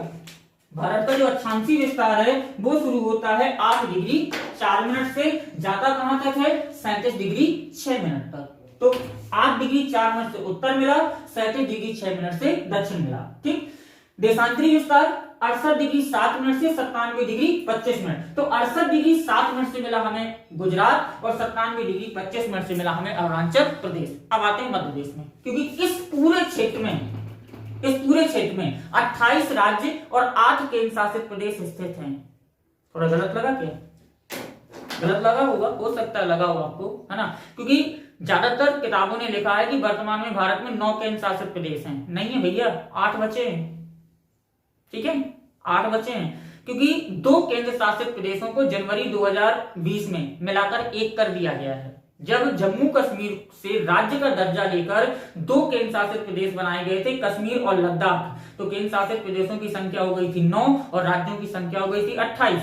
लेकिन जनवरी 2020 में, है ना, 2 केंद्र शासित प्रदेशों को मिलाकर, लक्षद्वीप और दमन-दीव, इन दोनों को मिलाकर 1 केंद्र शासित प्रदेश बनाया गया है। इसलिए वर्तमान में 28 राज्य और 8 केंद्र शासित प्रदेश हैं। क्लियर? तो इस पूरे एरिया में अगर अपन देखें तो 28 राज्य और 8 केंद्र शासित प्रदेश हैं। यहां पर हमें ढूंढना है मध्य प्रदेश को। तो मध्य प्रदेश को ढूंढने के लिए भी जरूरी है कि हमें मध्य प्रदेश का अक्षांशीय और देशांतरी विस्तार क्या होना चाहिए, पता होना चाहिए। तो मध्य प्रदेश का जो अक्षांशीय विस्तार प्रारंभ होता है वो प्रारंभ होता है 21 डिग्री 6 मिनट से। तो जैसे ही हमने 21 डिग्री 6 मिनट की लाइन की, हमें मध्य प्रदेश का सबसे दक्षिणी हिस्सा जो महाराष्ट्र को स्पर्श करता है, हमें मध्य प्रदेश का सबसे दक्षिणी हिस्सा यानी मध्य प्रदेश का बुरहानपुर जिला प्राप्त हो जाएगा। मिल गया? अब उत्तर में चलें, है ना। मध्य प्रदेश का जो उत्तरी अक्षांशीय विस्तार है वो है 26 डिग्री 54 मिनट, है ना। और जैसे ही हमने 26 डिग्री 54 मिनट की हमने लाइन खींची, हमें मध्य प्रदेश का सबसे उत्तरी भाग मिल गया, जिसे हम नाम देते हैं मुरैना। क्लियर? देशांतरों पे आ जाओ। मध्य प्रदेश का देशांतरी विस्तार प्रारंभ होता है 74 डिग्री से। तो जैसे ही हमने 74 डिग्री की लाइन खींची, हमें मध्य प्रदेश का सबसे पूर्वी जिला मिल गया अलीराजपुर, ध्यान रखिएगा। और जैसे ही हमने मध्य प्रदेश का सबसे पश्चिमी जिला हमें मिल गया अलीराजपुर। और जैसे ही मध्य प्रदेश का देशांतरी विस्तार समाप्त होता है 82 डिग्री 47 मिनट पे, है ना। और जैसे ही हमने खींची, हमें मध्य प्रदेश का सबसे पूर्वी जिला मिल गया सिंगरौली। क्लियर? तो ये हो गया हमारा मध्य प्रदेश, ये है मध्य प्रदेश, ध्यान रखिएगा। ठीक है? किसी भी स्थान की भौगोलिक स्थिति जानने का सबसे सटीक एवं महत्वपूर्ण फैक्टर जो है वो है उस स्थान की अक्षांशीय और देशांतरीय लोकेशन, स्थिति, है ना। अगर वो आपसे एग्जाम में पूछता है, पुलिस एग्जाम में, कि मध्य प्रदेश का अक्षांशीय विस्तार है, तो आपका आंसर होगा 21 डिग्री 6 मिनट से 26 डिग्री 54 मिनट। ये मध्य प्रदेश का देशांतरी विस्तार है तो 74 डिग्री पूर्वी देशांतर से 82 डिग्री 47 मिनट पूर्वी देशांतर, है ना। तो किसी भी स्थान की भौगोलिक स्थिति अगर आप निकालना चाहते हैं तो भौगोलिक स्थिति निकालने का सबसे सटीक एग्जांपल है जो आपके सामने बोर्ड में लिखा है। मैंने डिटेल में इसलिए समझाया क्योंकि आप स्टूडेंट हैं। अगर आप भारत की भौगोलिक स्थिति समझ लेंगे तो निश्चित सी बात है आप मध्य प्रदेश की समझ जाएंगे। मैंने विश्व से समझाने की कोशिश की है ना। मैं अन्य यूट्यूबर्स चैनल की तरह नहीं हूं, है ना, कि वो एक शब्द को पकड़ लें कि नर्मदा नदी, तो नर्मदा की वही रटी रटाई ट्रिक बता दें कि नामोदोष रोबादोष जो पता नहीं क्या क्या पढ़ाते रहते हैं। ठीक है? यहाँ आप फुल डिटेल से लेकर चलिए ना। जब आप फुल डिटेल से लेकर चलेंगे तो एग्जाम में क्वेश्चन गलत होने की संभावना क्या हो जाएगी, कम हो जाएगी। क्लियर? तो भौगोलिक स्थिति निकालने का सबसे अच्छा एग्जाम्पल होता है अक्षांश एवं देशांतर। अक्षांश और देशांतर में याद क्या रखना है ना। संपूर्ण नक्शे पर 360 देशांतर रेखाएं हैं जो लंबवत हैं। संपूर्ण नक्शे पर 180 अक्षांश रेखाएं हैं जो क्षैतिज हैं। क्लियर हुई दो चीजें? ठीक। 0 डिग्री देशांतर रेखा नक्शे को 2 भागों में बांट देती है। उसके पूर्व का भाग पूर्वी देशांतर और पश्चिम का भाग पश्चिमी देशांतर। 0 डिग्री अक्षांश रेखा संपूर्ण नक्शे को 2 भागों में बांट देती है। उसके उत्तर का भाग उत्तरी गोलार्ध और दक्षिण का भाग दक्षिणी गोलार्ध। तो संपूर्ण पृथ्वी के 4 भाग बने। उत्तरी गोलार्ध पूर्वी देशांतर, दक्षिणी गोलार्ध पूर्वी देशांतर, उत्तरी गोलार्ध पश्चिमी देशांतर, दक्षिणी गोलार्ध पश्चिमी देशांतर। हमारा भारत उत्तरी गोलार्ध पूर्वी देशांतर में स्थित है तो इस कोने में भारत है। भारत का अक्षांशीय विस्तार 8 डिग्री 4 मिनट से तो जम्मू कन्याकुमारी मिल जाएगा। 37 डिग्री 6 मिनट तो जम्मू कश्मीर मिल जाएगा। ठीक है?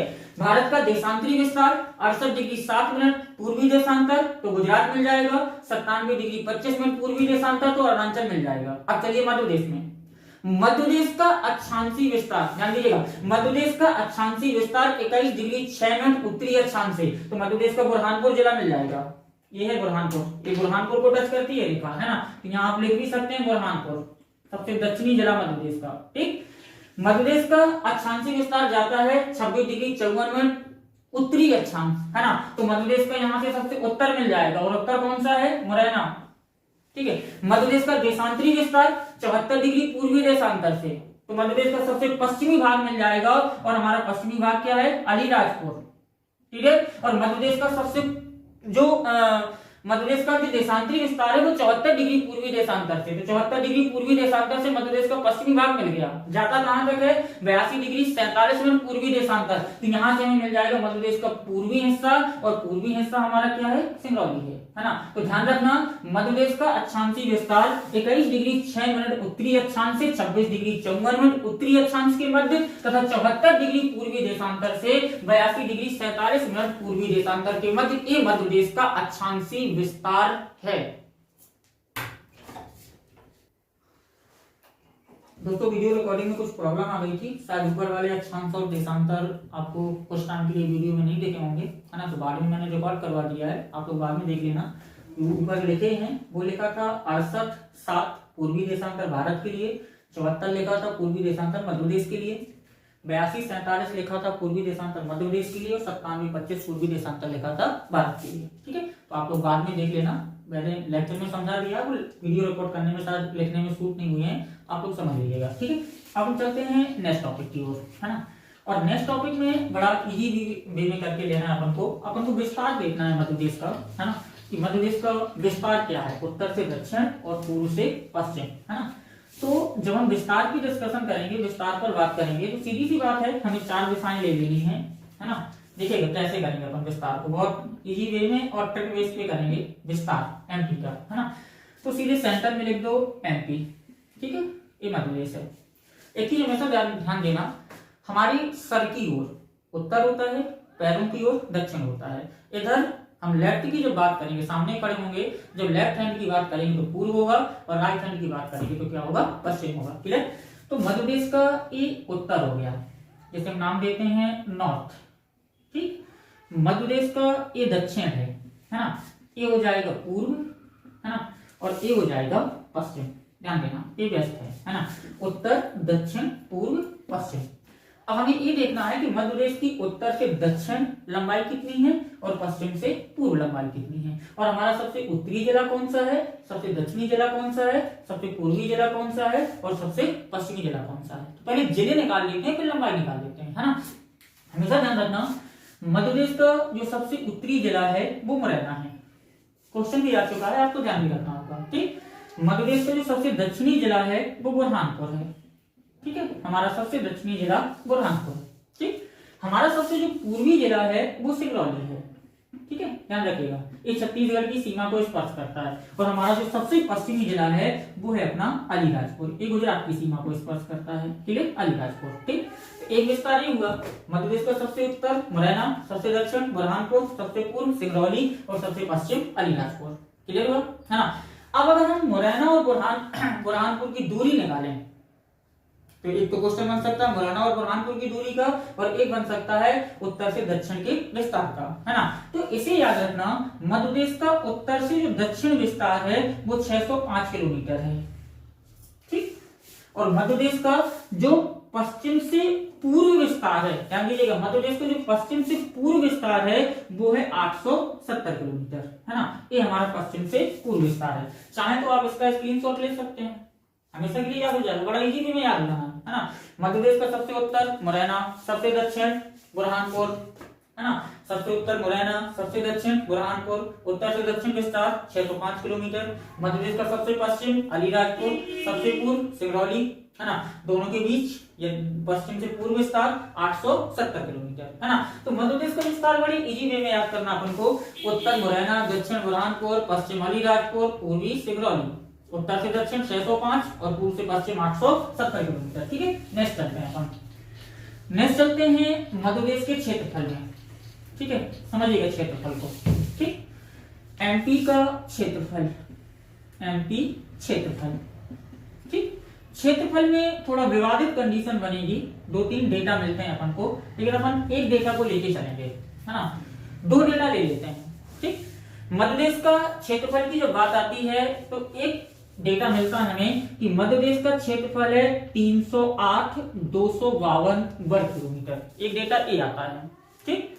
एक डेटा आता है कि मध्य प्रदेश का क्षेत्रफल है 308,245 वर्ग किलोमीटर, ये डेटा है ना। लेकिन एक डेटा कुछ किताबों में लिखा हुआ है 308,200, ये लिखा हुआ है 308 200, वो नहीं हो सकता है ना। तो मध्य प्रदेश का क्षेत्रफल इन दो डेटा पे लेके चलना है, 308,252 या 308,245, और सर्वमान्य क्या है 308,252, ये सर्वमान्य है। ठीक, क्षेत्रफल की दृष्टि से अगर देखें, ध्यान दीजिएगा, है ना, क्षेत्रफल की दृष्टि से अगर देखा जाए तो क्षेत्रफल की दृष्टि से मध्य प्रदेश भारत में दूसरे स्थान पर है।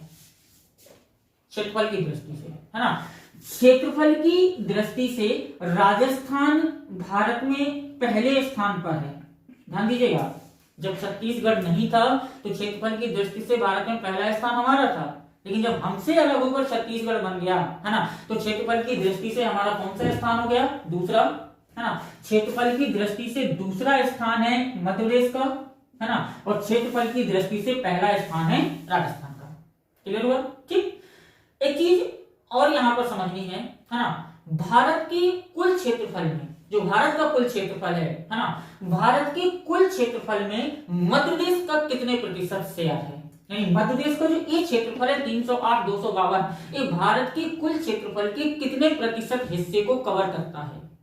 ये क्वेश्चन आ सकता है और आने लायक है कि भारत के कुल क्षेत्रफल में मध्य प्रदेश के क्षेत्रफल का प्रतिशत है। इसे आप याद रखना, भारत के कुल क्षेत्रफल में मध्य प्रदेश के क्षेत्रफल का प्रतिशत है 9.38%, अर्थात भारत के कुल क्षेत्रफल का, ध्यान रखना, भारत के कुल क्षेत्रफल का, है ना, 9.38% क्षेत्रफल कौन कवर करता है, मध्य प्रदेश। क्लियर हुआ? यहां से भी आपके 4 क्वेश्चन आ रहे हैं, है ना। पहला क्वेश्चन, मध्य प्रदेश का क्षेत्रफल 308,252 या 308,245 वर्ग किलोमीटर। ठीक है, क्षेत्रफल की दृष्टि से भारत का पहला, भारत का सबसे बड़ा राज्य राजस्थान। क्षेत्रफल की दृष्टि से मध्य प्रदेश का भारत में स्थान दूसरा, है ना। भारत के कुल क्षेत्रफल में मध्य प्रदेश के क्षेत्रफल का कितना प्रतिशत है, तो 9.38%। ले लीजिए स्क्रीनशॉट, इसका याद करने की जरूरत नहीं, सिर्फ एक बार देखना है आपको, है ना। मध्य प्रदेश का कुल क्षेत्रफल 308,252 वर्ग किलोमीटर। क्षेत्रफल की दृष्टि से भारत का सबसे बड़ा राज्य राजस्थान, क्षेत्रफल की दृष्टि से भारत का दूसरा राज्य मध्य प्रदेश, भारत के कुल क्षेत्रफल का 9.38%। क्लियर हुआ? ठीक, क्षेत्रफल हो गया। एक क्वेश्चन आया करता है, हमेशा आता है कि मध्य प्रदेश की सीमाएं भारत के कितने राज्यों को स्पर्श करती हैं, और ये क्वेश्चन 2 टाइप से आता है, ध्यान दीजिएगा।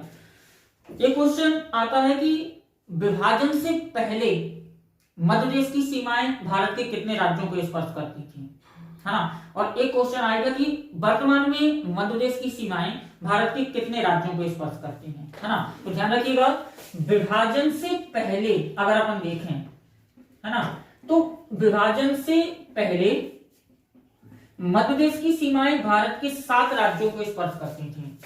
ठीक है, विभाजन से पहले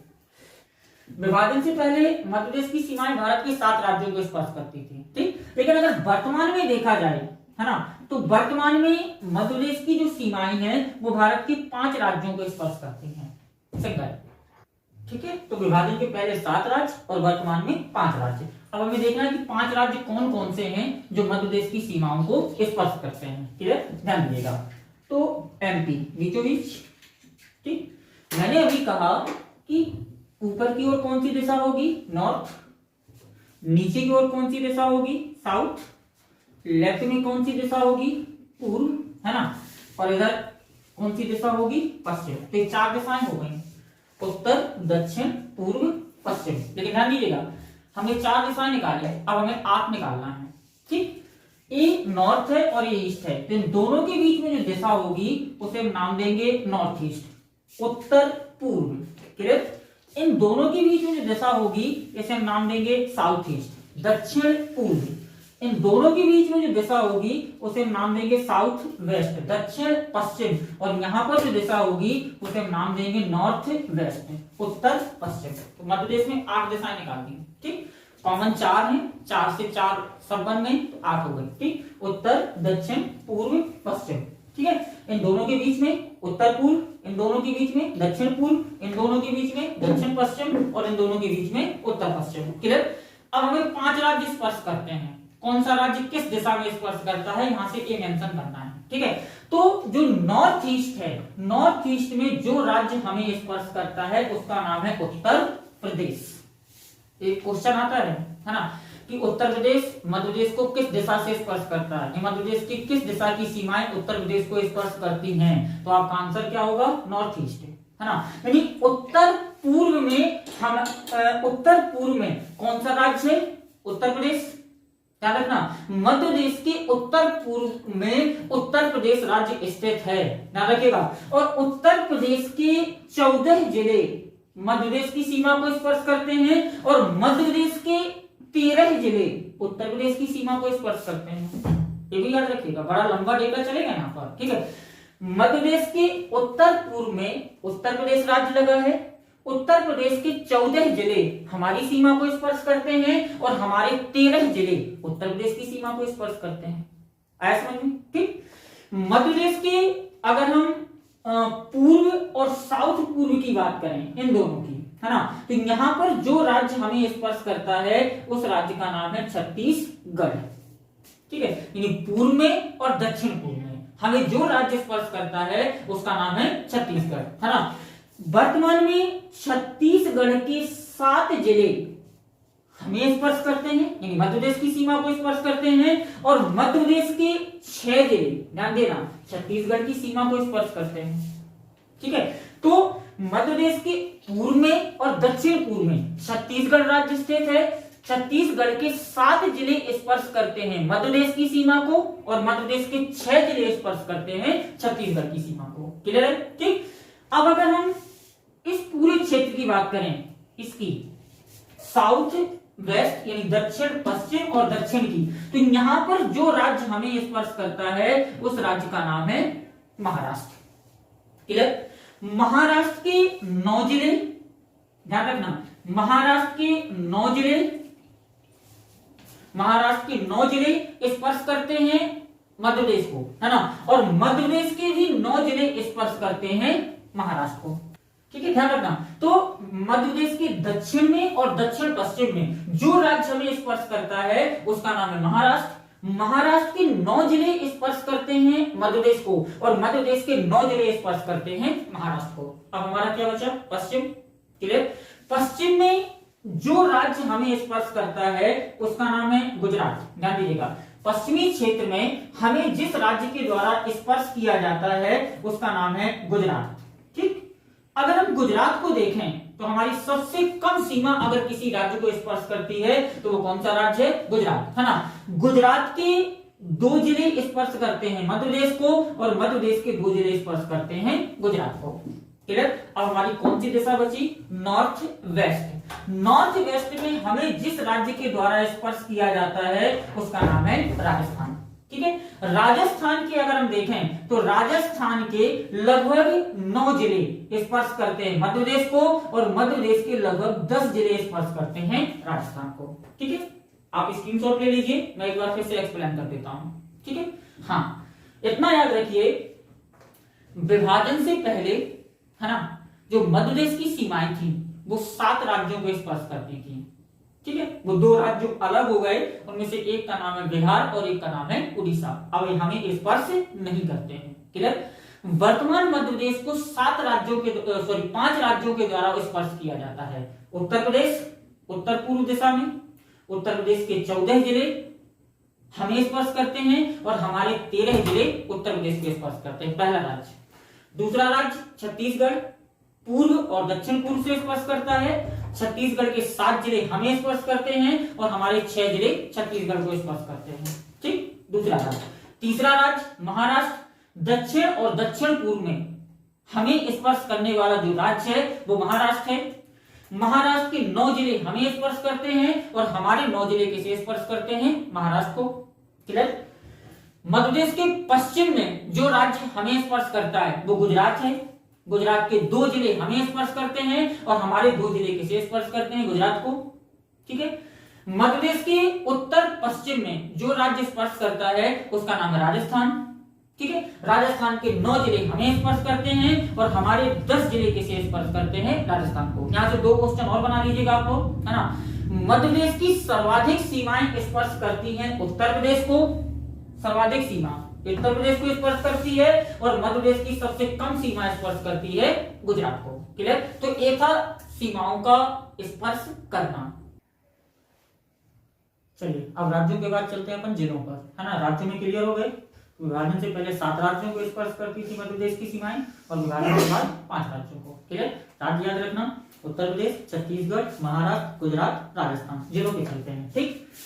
देखना मध्य प्रदेश, सबसे पहला तो एक फैक्ट आपको पता है ना, कि मध्य प्रदेश में कुल वर्तमान में कितने जिले हैं? 52। ठीक है, 52 जिले हैं।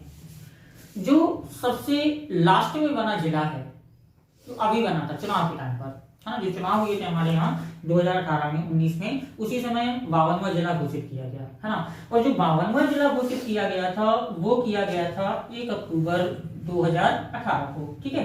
और जो 52वां जिला हमारा बना है वो कौन सा है? निवाड़ी। याद रखिएगा। तो मध्य प्रदेश में वर्तमान में कुल जिलों की संख्या 52 है। 52वां जिला निवाड़ी है, जो 1 अक्टूबर 2018 को घोषित किया गया। ठीक। बात करते हैं संभाग की, है ना। तो मध्य प्रदेश में वर्तमान में कुल संभागों की संख्या कितनी है? 10। ठीक है, 10 संभाग है कुल। ठीक। जो 10वां संभाग बना है ना, वो 10वां संभाग कौन सा है? शहडोल। ध्यान रखना, है ना। और शहडोल को संभाग कब बनाया गया था? 2008 में। ये बहुत कॉमन चीजें हैं, है ना। संभाग 10वां संभाग शहडोल कब बनाया गया? 2008 में। ठीक। बात कर ले मध्य प्रदेश में विकास खंड कितने हैं? ठीक है। और विकास खंड जो शब्द है, इसे थोड़ा समझ लीजिए। ठीक। मध्य प्रदेश में पंचायती राज व्यवस्था लागू है ना। और पंचायती राज व्यवस्था में 3 स्तर होते हैं। जिला स्तर पर जिला पंचायत, है ना। ब्लॉक स्तर पर विकास खंड या जनपद पंचायत, है ना।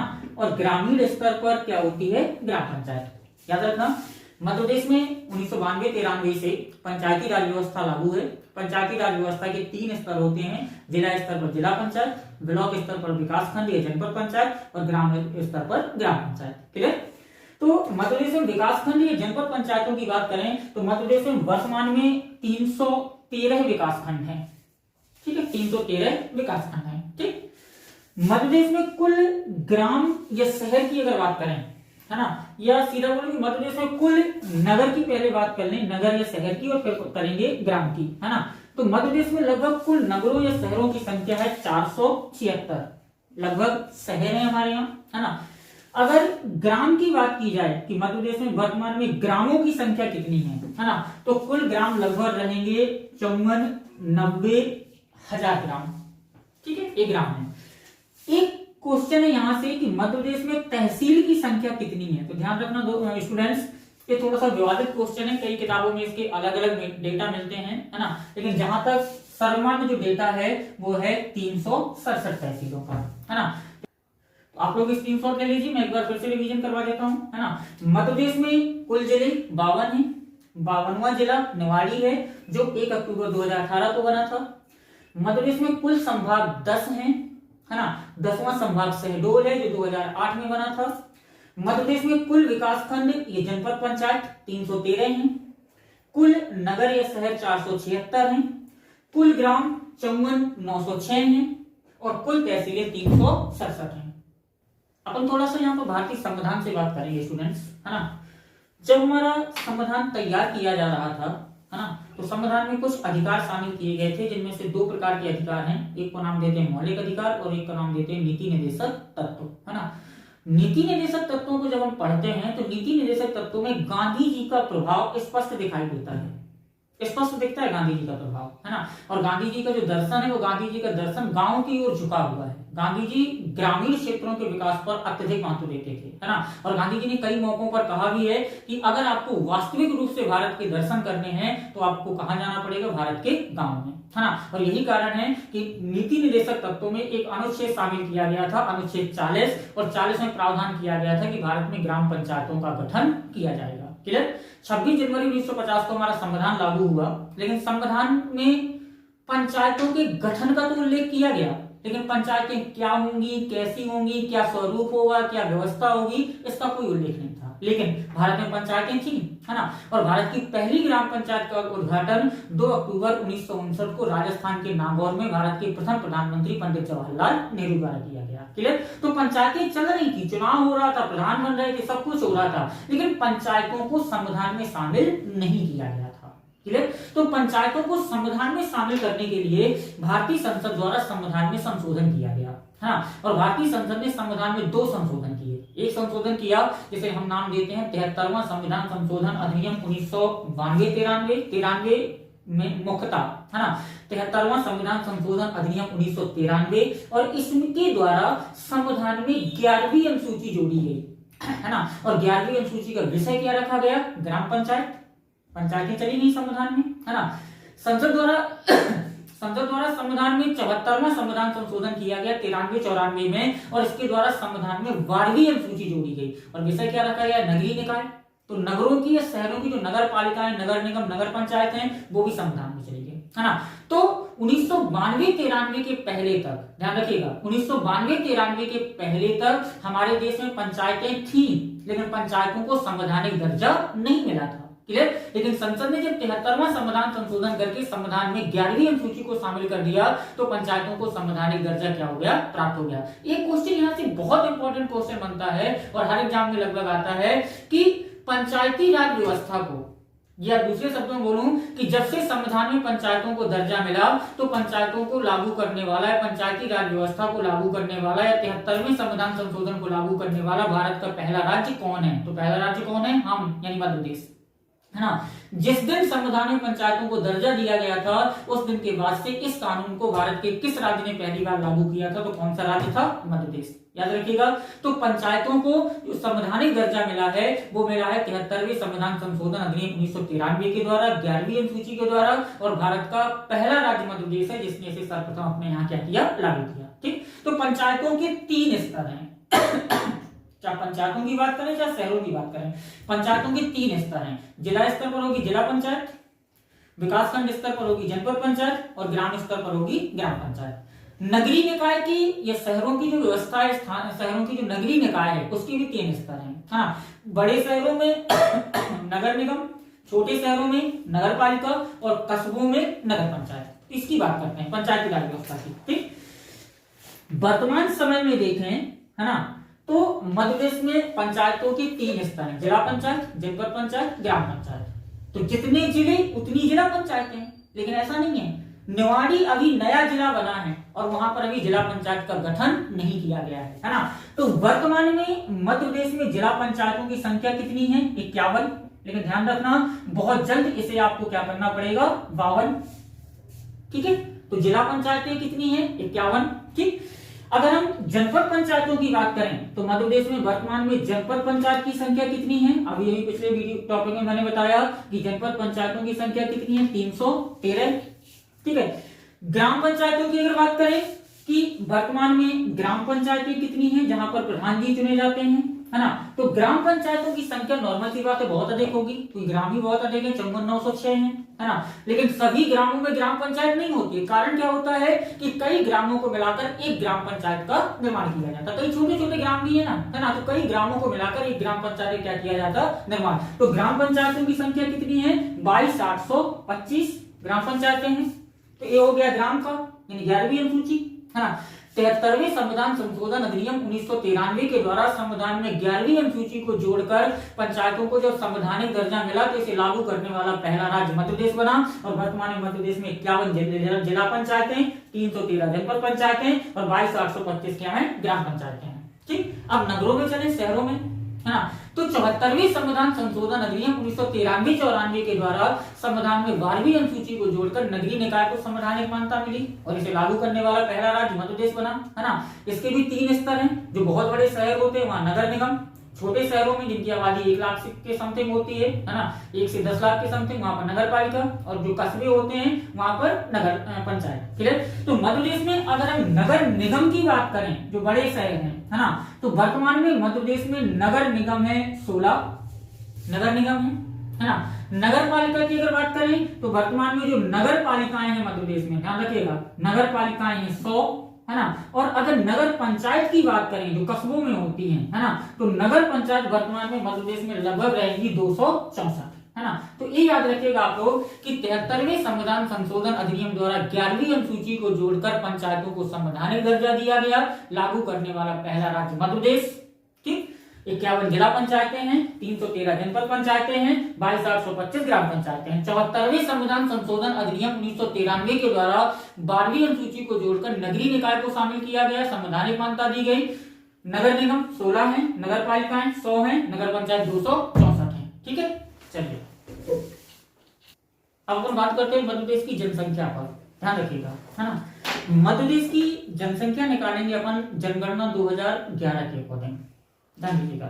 ठीक, अब जनगणना की बात हो रही है, थोड़ा इसका इतिहास जान लें, कब से शुरू हुई थी, है ना। जनगणना की अगर हम प्रारंभ देखें, हमारे देश में इंसान को गिनने की जो प्रक्रिया है उसे बोलते हैं जनगणना। और ये शुरू कब से हुई, तो हमने नहीं शुरू की थी, हमारे देश में जब अंग्रेजों का शासन था, है ना, तो अंग्रेजों के शासनकाल में भारत में जनगणना करने की प्रक्रिया प्रारंभ हुई थी। और ये प्रारंभ हुई थी 1871-72 से, जब हमारे देश में गवर्नर जनरल थे लॉर्ड मेयो, है ना। तो लॉर्ड मेयो के शासनकाल से भारत में जनगणना की शुरुआत हुई और वहीं से व्यवस्था बनी थी कि हर 10 साल के अंतराल पर, है ना, भारत के समस्त नागरिकों की गिनती की जाएगी, जिसे हम नाम क्या देते हैं, जनगणना। तो अभी जो पिछली जनगणना हुई थी वो हुई थी 2011 में, और आगे आने वाली जो जनगणना होगी वो होगी 2021 में। तो जो जनगणना से संबंधित जितना भी डेटा होगा ये जनगणना 2011 के अकॉर्डिंग होगा। और 2011 के अकॉर्डिंग हमें मध्य प्रदेश की जनगणना देखनी है कि मध्य प्रदेश की कुल जनसंख्या कितनी है, कितने पुरुष हैं, कितनी महिलाएं, सारी चीजें हमें क्या करनी है, जनगणना देखनी है। ठीक है, तो अगर जनसंख्या के अकॉर्डिंग देखें, जैसे अभी क्षेत्रफल के अकॉर्डिंग देख रहे थे, है ना, कि क्षेत्रफल के अकॉर्डिंग मध्य प्रदेश भारत का दूसरा बड़ा राज्य है, ये पढ़ा आपने, है ना, कि क्षेत्रफल के अनुसार मध्य प्रदेश भारत का दूसरा बड़ा राज्य है। क्लियर, ठीक। लेकिन जनसंख्या के अकॉर्डिंग अगर देखें कि जनसंख्या के अकॉर्डिंग, है ना, मध्य प्रदेश भारत का 5वां सबसे बड़ा राज्य है, ध्यान रखना। क्षेत्रफल के अकॉर्डिंग मध्य प्रदेश भारत का दूसरा बड़ा राज्य है, तथा जनसंख्या के अकॉर्डिंग मध्य प्रदेश भारत का 5वां बड़ा राज्य है। और मध्य प्रदेश की कुल जनसंख्या भारत की कुल जनसंख्या का 6% है। क्लियर हुआ। जनसंख्या के अकॉर्डिंग अगर देखें तो मध्य प्रदेश भारत का 5वां बड़ा राज्य है। ठीक, मध्य प्रदेश की जो जनसंख्या है वो भारत की कुल जनसंख्या का 6% है। क्लियर, भारत की कुल जनसंख्या कितनी है, 1,21 करोड़, ये भारत की कुल जनसंख्या है। ठीक है, तो इस 1,21 करोड़ में मध्य प्रदेश की कुल जो जनसंख्या है वो कितने प्रतिशत है, 6%। समझ में आ रहा ना। जनगणना फिर से मैं रिवीजन करवा देता हूं एक बार आपका, है ना। जनगणना की अगर हम बात करें तो इंसान को गिनने की व्यवस्था, और ये व्यवस्था किसने प्रारंभ की थी, अंग्रेजों ने 1872 में लॉर्ड मेयो के शासनकाल से प्रारंभ हुई थी। और इसके बाद लगातार 10-10 वर्ष के अंतराल में जनगणना की जाती रही। ठीक, जो भी अंतिम जनगणना हुई ये 2011 में हुई। ठीक है, इस 2011 की जनगणना में भारत की कुल जनसंख्या निकल कर आई थी 1.21 करोड़, 1,21 करोड़, है ना। इस 1,21 करोड़ में से मध्य प्रदेश की जनसंख्या भारत की कुल जनसंख्या का 6% भाग कवर करती है। और जनसंख्या के अनुसार मध्य प्रदेश भारत का 5वां बड़ा राज्य है। ठीक, मध्य प्रदेश की अगर हम जनसंख्या की बात करें कि मध्य प्रदेश की कुल जनसंख्या कितनी है, ध्यान रखिएगा, मध्य प्रदेश की कुल जनसंख्या कितनी है ना। तो मध्य प्रदेश की कुल जनसंख्या आपको याद रखना है 726,809, यानी 726,809। ये मध्य प्रदेश की कुल जनसंख्या है, जो भारत की कुल जनसंख्या का कितने प्रतिशत है, 6%। याद रखिएगा। ठीक है, जनगणना 2011 के अनुसार मध्य प्रदेश की कुल जनसंख्या 726,809 है, जो भारत की कुल जनसंख्या का 6% है। ठीक है, और इसके अकॉर्डिंग मध्य प्रदेश भारत का 5वां बड़ा राज्य है। ठीक, अब इसमें देखिएगा, इसमें अगर हम पुरुष और महिलाएं देखें, है ना, तो इस 726,809 में से अगर पुरुषों को देखा जाए तो 3761,2306, ध्यान रखिएगा, 3761,2306 पुरुष हैं।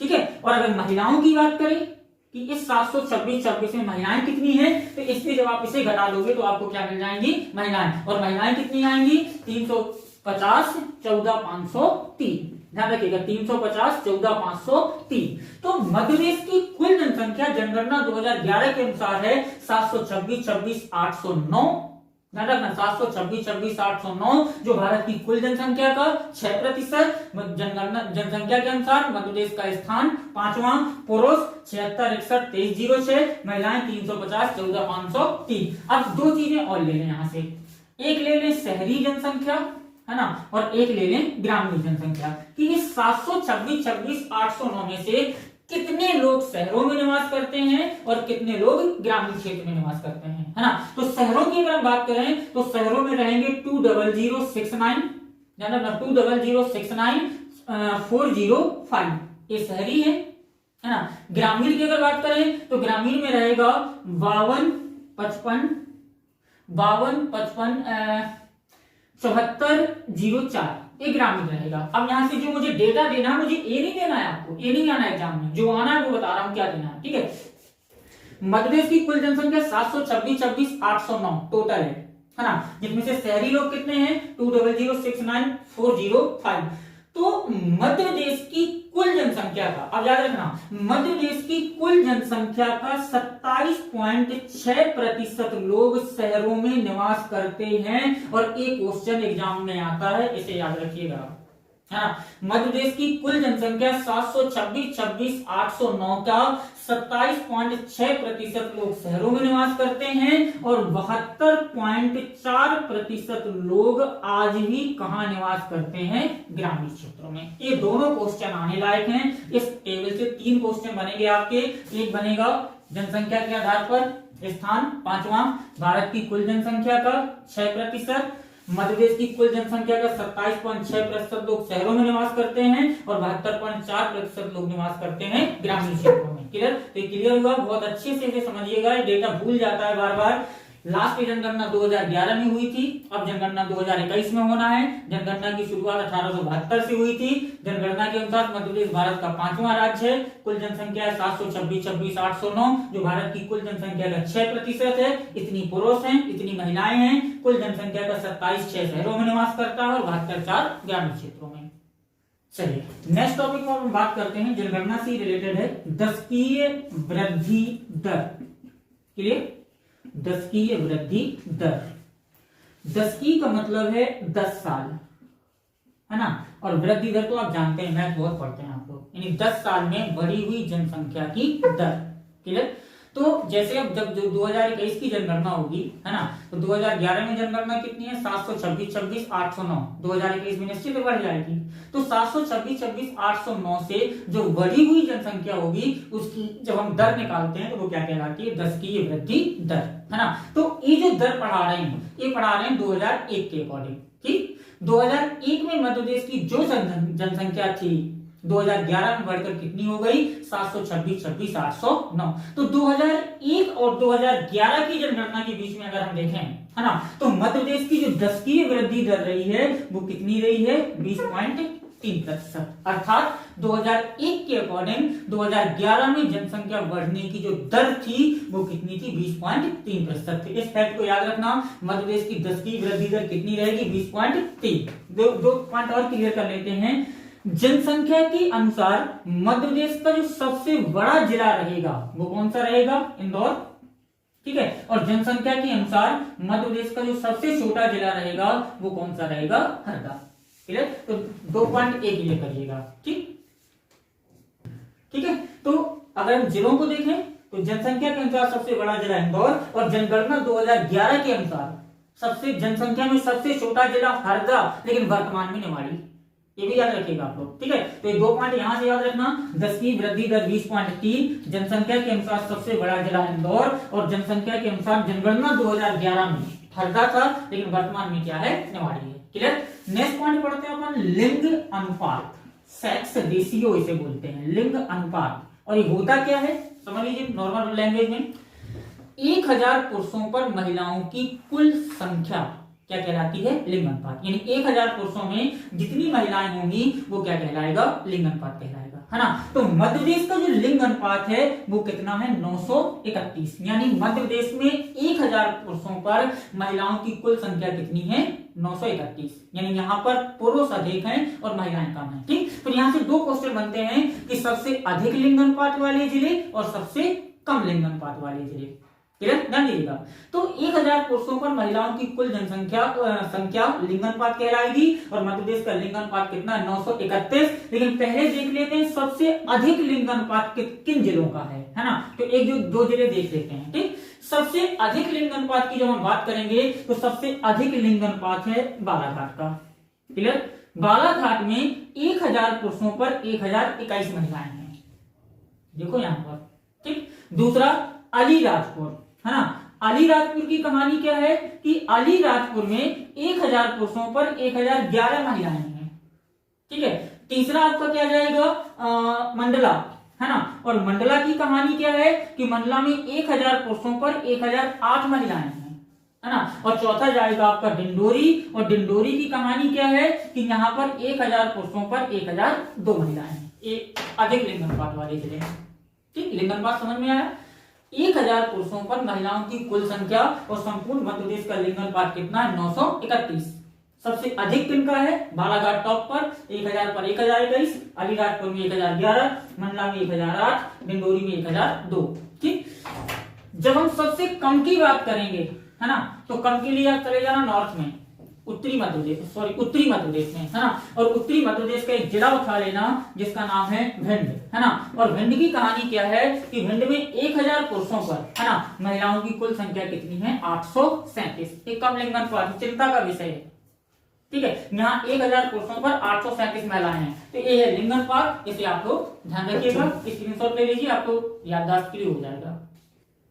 चलिए अब बात करते हैं साक्षरता की, है ना।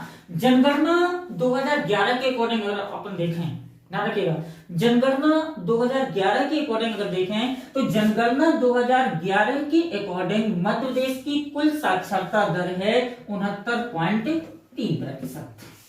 ठीक, जनगणना 2011 के अनुसार जो मध्य प्रदेश की साक्षरता दर निकल कर आई थी वो आई थी 69.3%।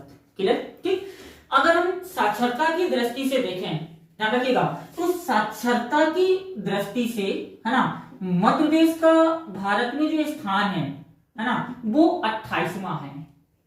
साक्षरता की दृष्टि से मध्य प्रदेश का भारत में स्थान 28वां है, और 28 राज्य और 8 केंद्र शासित प्रदेश हैं, है ना। यानी टोटल 36 राज्यों में से भारत का स्थान कितना है? 28वां। ठीक है, लेकिन अगर हम 8 केंद्र शासित प्रदेशों को निकाल दें यहां से, है ना, तो केंद्र शासित प्रदेशों को निकालने के बाद साक्षरता में मध्य प्रदेश का स्थान कौन सा है? 21वां। यानी 28 राज्यों में से हम लास्ट में हैं, बिल्कुल 21वें स्थान पर।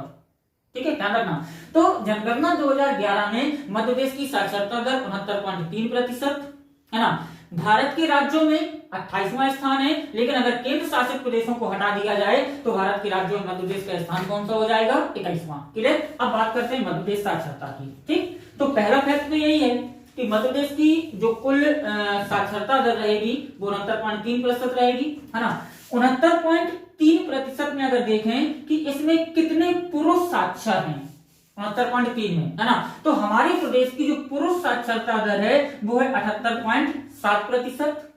महिला की अगर बात करें कि कितने प्रतिशत महिला साक्षर है हमारे राज्य में, तो महिला साक्षरता दर है हमारे राज्य में 59.2%, है ना। अगर हम ग्रामीण साक्षरता की बात करें कि कितने लोग ऐसे ग्रामीण हैं जो साक्षर हैं, तो ग्रामीण साक्षरता दर है हमारे राज्य में 65.3%, है ना। अगर हम शहरी साक्षरता की बात करें कि हमारे राज्य में शहरी साक्षरता कितनी है, तो शहरी साक्षरता रहेगी हमारे राज्य में 84.1%। क्लियर। फिर से समझिए एक बार, जनगणना 2011 के अनुसार मध्य प्रदेश की जो कुल साक्षरता दर निकल कर आई थी वो आई थी 69.3%, है ना। भारत के राज्यों में मध्य प्रदेश का स्थान रहेगा 28वां, लेकिन अगर केंद्र शासित प्रदेशों को निकाल दिया जाएगा तो मध्य प्रदेश का स्थान हो जाएगा 21वां। ठीक है, 69.3% में से पुरुष साक्षरता दर है 78.3%, महिला साक्षरता दर है 59.2%, ग्रामीण साक्षरता दर है 65.3% और शहरी साक्षरता दर है 84.1%। क्लियर हुआ। सबसे अधिक साक्षर जिला, एक फैक्ट ए ले लीजिए यहां से, हाँ, सबसे अधिक साक्षर अगर कोई जिला है वर्तमान में मध्य प्रदेश का तो वो कौन सा है? जबलपुर। और जबलपुर की कुल जनसंख्या का लगभग 81.1% भाग साक्षर है। लेकिन मध्य प्रदेश का सबसे कम साक्षर जो जिला है वो कौन सा है? अलीराजपुर। और अलीराजपुर का लगभग अगर हम देखें तो अलीराजपुर की 36.1% जनसंख्या क्या है? साक्षर है। तो ये भी याद रखना। मध्य प्रदेश की कुल साक्षरता 69.3, भारत के राज्यों में 28वां स्थान, केंद्र शासित प्रदेशों को निकालने पर 21वां स्थान, पुरुष साक्षरता 78.7, महिला साक्षरता 59.2, ग्रामीण साक्षरता 65.3, शहरी साक्षरता 84.1, जबलपुर सबसे अधिक साक्षर जिला, साक्षरता 81.1, अलीराजपुर सबसे कम साक्षर जिला, साक्षरता दर 36.1। स्क्रीनशॉट निकाल सकते हैं। अब हमको बात करना है जनघनत्व पर। जनघनत्व की पहले परिभाषा बस समझ लीजिए। जनघनत्व का मतलब होता है 1 वर्ग किलोमीटर पर निवास करने वाले व्यक्तियों की संख्या, है ना। और वर्ग किलोमीटर आप जानते होंगे, मैथ की स्टूडेंट हैं आप ज्यादातर आप लोग, है ना। तो जनघनत्व की परिभाषा होती है 1 वर्ग किलोमीटर में निवास करने वाले व्यक्तियों की संख्या। ठीक है, 1 वर्ग किलोमीटर में जितने व्यक्ति निवास करेंगे वो क्या कहलाएगा? जनघनत्व कहलाएगा, है ना। तो जनगणना 2011 के अकॉर्डिंग अगर आप देखें, है ना, तो जनगणना 2011 के अकॉर्डिंग मध्य प्रदेश का जो कुल जनसंख्या घनत्व है वो कितना है? 236 व्यक्ति प्रति वर्ग किलोमीटर। ध्यान रखिएगा, है ना। मध्य प्रदेश का जो कुल जनसंख्या घनत्व आएगा जनगणना 2011 के अनुसार वो आएगा 236 व्यक्ति प्रति वर्ग किलोमीटर, यानी 1 वर्ग किलोमीटर में मध्य प्रदेश में 236 व्यक्ति निवास करते हैं। और जनघनत्व के आधार पर अगर हम देखें तो जनघनत्व के आधार पर मध्य प्रदेश भारत का 17वें नंबर का राज्य है, 17वां राज्य है। ठीक, तो जनघनत्व की परिभाषा क्या हुई समझिएगा, है ना। 1 वर्ग किलोमीटर में निवास करने वाले व्यक्तियों की संख्या। और जनगणना 2011 के अनुसार मध्य प्रदेश का जनसंख्या घनत्व 236 व्यक्ति प्रति वर्ग किलोमीटर है। और इसके अनुसार मध्य प्रदेश भारत का 17वां बड़ा राज्य है। सबसे अधिक जनसंख्या घनत्व अगर हम देखें तो किसका है? भोपाल का। और भोपाल में 1 वर्ग किलोमीटर में लगभग 885 व्यक्ति निवास करते हैं। क्लियर? सॉरी, भोपाल में 1 वर्ग किलोमीटर में लगभग 855 व्यक्ति निवास करते हैं। जबकि सबसे कम जनसंख्या घनत्व अगर देखें तो सबसे कम जनसंख्या घनत्व है डिंडोरी का। और डिंडोरी में लगभग 1 वर्ग किलोमीटर में 94 व्यक्ति क्या करते हैं? निवास करते हैं। तो बहुत कॉमन सी चीज है ना। जनसंख्या घनत्व 1 वर्ग किलोमीटर में निवास करने वाले व्यक्तियों की संख्या, ठीक है। और मध्य प्रदेश में कितनी है? 236 व्यक्ति प्रति वर्ग किलोमीटर। क्रम कौन सा हो जाएगा? 17वां। सबसे अधिक जनसंख्या घनत्व भोपाल 855, सबसे कम जनसंख्या घनत्व डिंडोरी 94। ठीक, अब अपन लास्ट पॉइंट पे पहुंच रहे हैं इस वीडियो के, है ना। और लास्ट में हमें एक पॉइंट कवर करना है मध्य प्रदेश के प्रतीक, है ना। एमपी के प्रतीक, क्या क्या प्रतीक चिन्ह है हमारे, ज्यादातर आप लोगों को पता है, मुझे सिर्फ आपको बताना है ओनली, है ना। एमपी के प्रतीक चिन्ह, ठीक है। तो देखिएगा प्रतीक चिन्ह में हम क्या क्या देखते हैं, ठीक, समझिए। अगर हम प्रतीक की बात करें, है ना, तो पहला ले लीजिए प्रतीक पक्षी। मध्य प्रदेश का राजकीय पक्षी, सभी को नाम पता होगा कि मध्य प्रदेश का राजकीय पक्षी क्या है, देखना पड़ेगा, लिख देता हूं, ठीक है। राजकीय पक्षी है हमारा दूधराज, ठीक है। इसका दूसरा नाम देते हैं शाह बुलबुल, ठीक है। और तीसरा इसका जूलॉजिकल नाम आता है, और इसका जूलॉजिकल नाम क्या है? पैराडाइज फ्लाईकैचर, ठीक है, ध्यान रखिएगा, पैराडाइज फ्लाई कैचर। एक मध्य प्रदेश का राजकीय पक्षी है, ठीक हो गया। तो मध्य प्रदेश का राजकीय पक्षी दूधराज, शाह बुलबुल, ये पैराडाइज फ्लाई कैचर, ठीक। मध्य प्रदेश का राजकीय वृक्ष, है ना, तो वृक्ष में याद रखना बरगद, ठीक है। कहीं कहीं वट वृक्ष भी लिखा होता है, तो मध्य प्रदेश का राजकीय वृक्ष हो जाएगा, है ना। फिर आएगा मध्य प्रदेश का राजकीय पशु, है ना, तो पशु आपको पता है बारहसिंगा है, हमारा राजकीय पशु है बारहसिंगा, ठीक, पशु हो गया। फिर आएगा देखना पक्षी हो गया, वृक्ष हो गया, और आपका पशु हो गया। फिर आएगा मध्य प्रदेश का राजकीय चिन्ह, है ना। राजकीय चिन्ह क्या है? तो राजकीय चिन्ह को समझना, एक स्तूप है, ठीक है। राजकीय चिन्ह में सीधा बोलोगे 24 स्तूप आकृति के अंदर, है ना, 24 स्तूप आकृति के अंदर, ठीक है। अंदर क्या क्या चीजें हैं? एक वृत्त बना है, यानी ये गोलाकार संरचना बनी है, एक वृत्त है जिसमें 2 चीजें दिखाई गई हैं। और क्या दिखाया गया है? गेहूं व धान की बालियां, ठीक है, ध्यान रखना। एक 24 स्तूप आकृति है जिसके अंदर एक गोलाकार वृत्त बना है, ठीक है, उसमें दो चीजें हैं, गेहूं और धान की बालियां। ठीक, अब बात करते हैं कि हमारी राजकीय नदी क्या है। सभी को पता है हमारी राजकीय नदी क्या है, नर्मदा। ठीक है, भारत की 5वीं सबसे बड़ी नदी और मध्य प्रदेश की सबसे बड़ी नदी। ठीक है, राजकीय नदी नर्मदा हो गई। ठीक, राजकीय नाट्य की अगर हम बात करें कि हमारा राजकीय नाट्य या नाटक क्या है, तो हमारा राजकीय नाट्य क्या है, नाच है। जानते हैं आप लोग, राजकीय नाट्य नाच है हमारा। ठीक, राजकीय नृत्य की बात करें कि हमारा राजकीय नृत्य क्या है, उसे भी समझ लीजिए, है ना। राजकीय नृत्य हमारा राई है। ठीक, राजकीय नृत्य राई हो गया। ठीक, अब यहाँ पर एक पॉइंट बनेगा कि हमारी राजकीय फसल क्या है, उसे भी समझ लीजिए। राजकीय फसल हमारी सोयाबीन है। ठीक, राजकीय फसल सोयाबीन। ओके, दो चीजें यहाँ पर और लेना है हमको, एक लेना है राजकीय खेल और एक लेना है राजकीय मछली, क्योंकि लेटेस्ट नए बने हैं, है ना। जो हमारी राजकीय मछली है, ध्यान दीजिएगा, राजकीय मछली हमने बनाई है 2013 में, है ना। और हमने किसे बनाया है, महासीर को। महासीर नामक मछली है जो नर्मदा नदी में पाई जाती है, जैसे हम नाम देते हैं महासीर। और हमने इसे मछली कब घोषित किया, 2013। हमने भारत सरकार की नकल की है। भारत सरकार ने गंगा नदी में पाई जाने वाली डॉल्फिन नामक मछली को जब राष्ट्रीय मछली घोषित किया, तो मध्य प्रदेश ने नर्मदा नदी में पाई जाने वाली महासीर मछली को अपनी राजकीय मछली घोषित कर दिया 2013 में। ठीक, एक और चीज यहाँ पर घोषित हुई है, हमारा राजकीय खेल, है ना। और एक अब घोषित हुआ 2013 में, और कौन सा खेल है हमारा, मलखंभ। ठीक है, तो ये मध्य प्रदेश के कुछ राजकीय प्रतीक हैं, है ना। ये मध्य प्रदेश के कुछ राजकीय प्रतीक हैं। आप इनका स्क्रीनशॉट ले सकते हैं, आपको याद करने की जरूरत नहीं पड़ेगी, बस एक लाइन में समझ लीजिए लास्ट में, है ना। मध्य प्रदेश के राजकीय चिन्ह, ये प्रतीक चिन्ह। पक्षी क्या है, दूधराज, साय बुलबुल, ये पैराडाइज फ्लाई कैचर। फसल क्या है, सोयाबीन। वृक्ष क्या है, बरगद या वट वृक्ष। पशु क्या है, बारहसिंगा। प्रतीक चिन्ह क्या है, 24 स्तूप आकृति के अंदर एक वृत्त जिसमें दो चीजें हैं, गेहूं और धान की बालियां। ठीक है, हमारा राजकीय खेल 2013 में घोषित किया गया, किसे किया गया, मलखंभ को। हमारी राजकीय मछली 2013 में घोषित की गई, किसे घोषित की गई, महासीर को। हमारी राजकीय नदी नर्मदा है, हमारा राजकीय नाट माछ है, और हमारा राजकीय नृत्य राई है। ये था मध्य प्रदेश का एक जनरल इंट्रोडक्शन।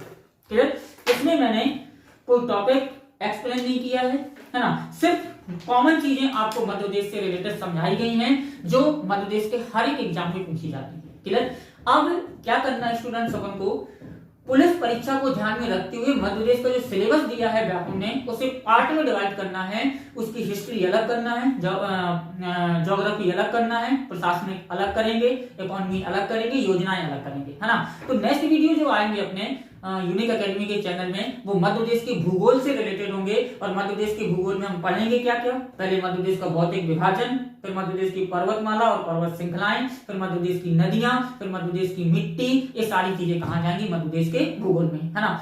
आशा करते हैं अगर आप लोग हमारे साथ जुड़े रहेंगे तो पुलिस परीक्षा में जो जीएस रहेगा, मैं गारंटी के साथ कह सकता हूं कि आप सारे वीडियो बहुत अच्छे से देखेंगे, नोट भी करेंगे और बहुत अच्छे से लिखेंगे, तो पुलिस परीक्षा में जीएस का एक भी क्वेश्चन ऐसा नहीं होगा जो आपके द्वारा सुना ना गया हो, या आप ये नहीं कह सकते कि क्वेश्चन हमें वीडियो में नहीं बताया गया।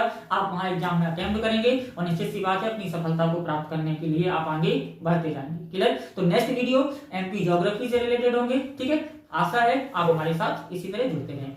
धन्यवाद।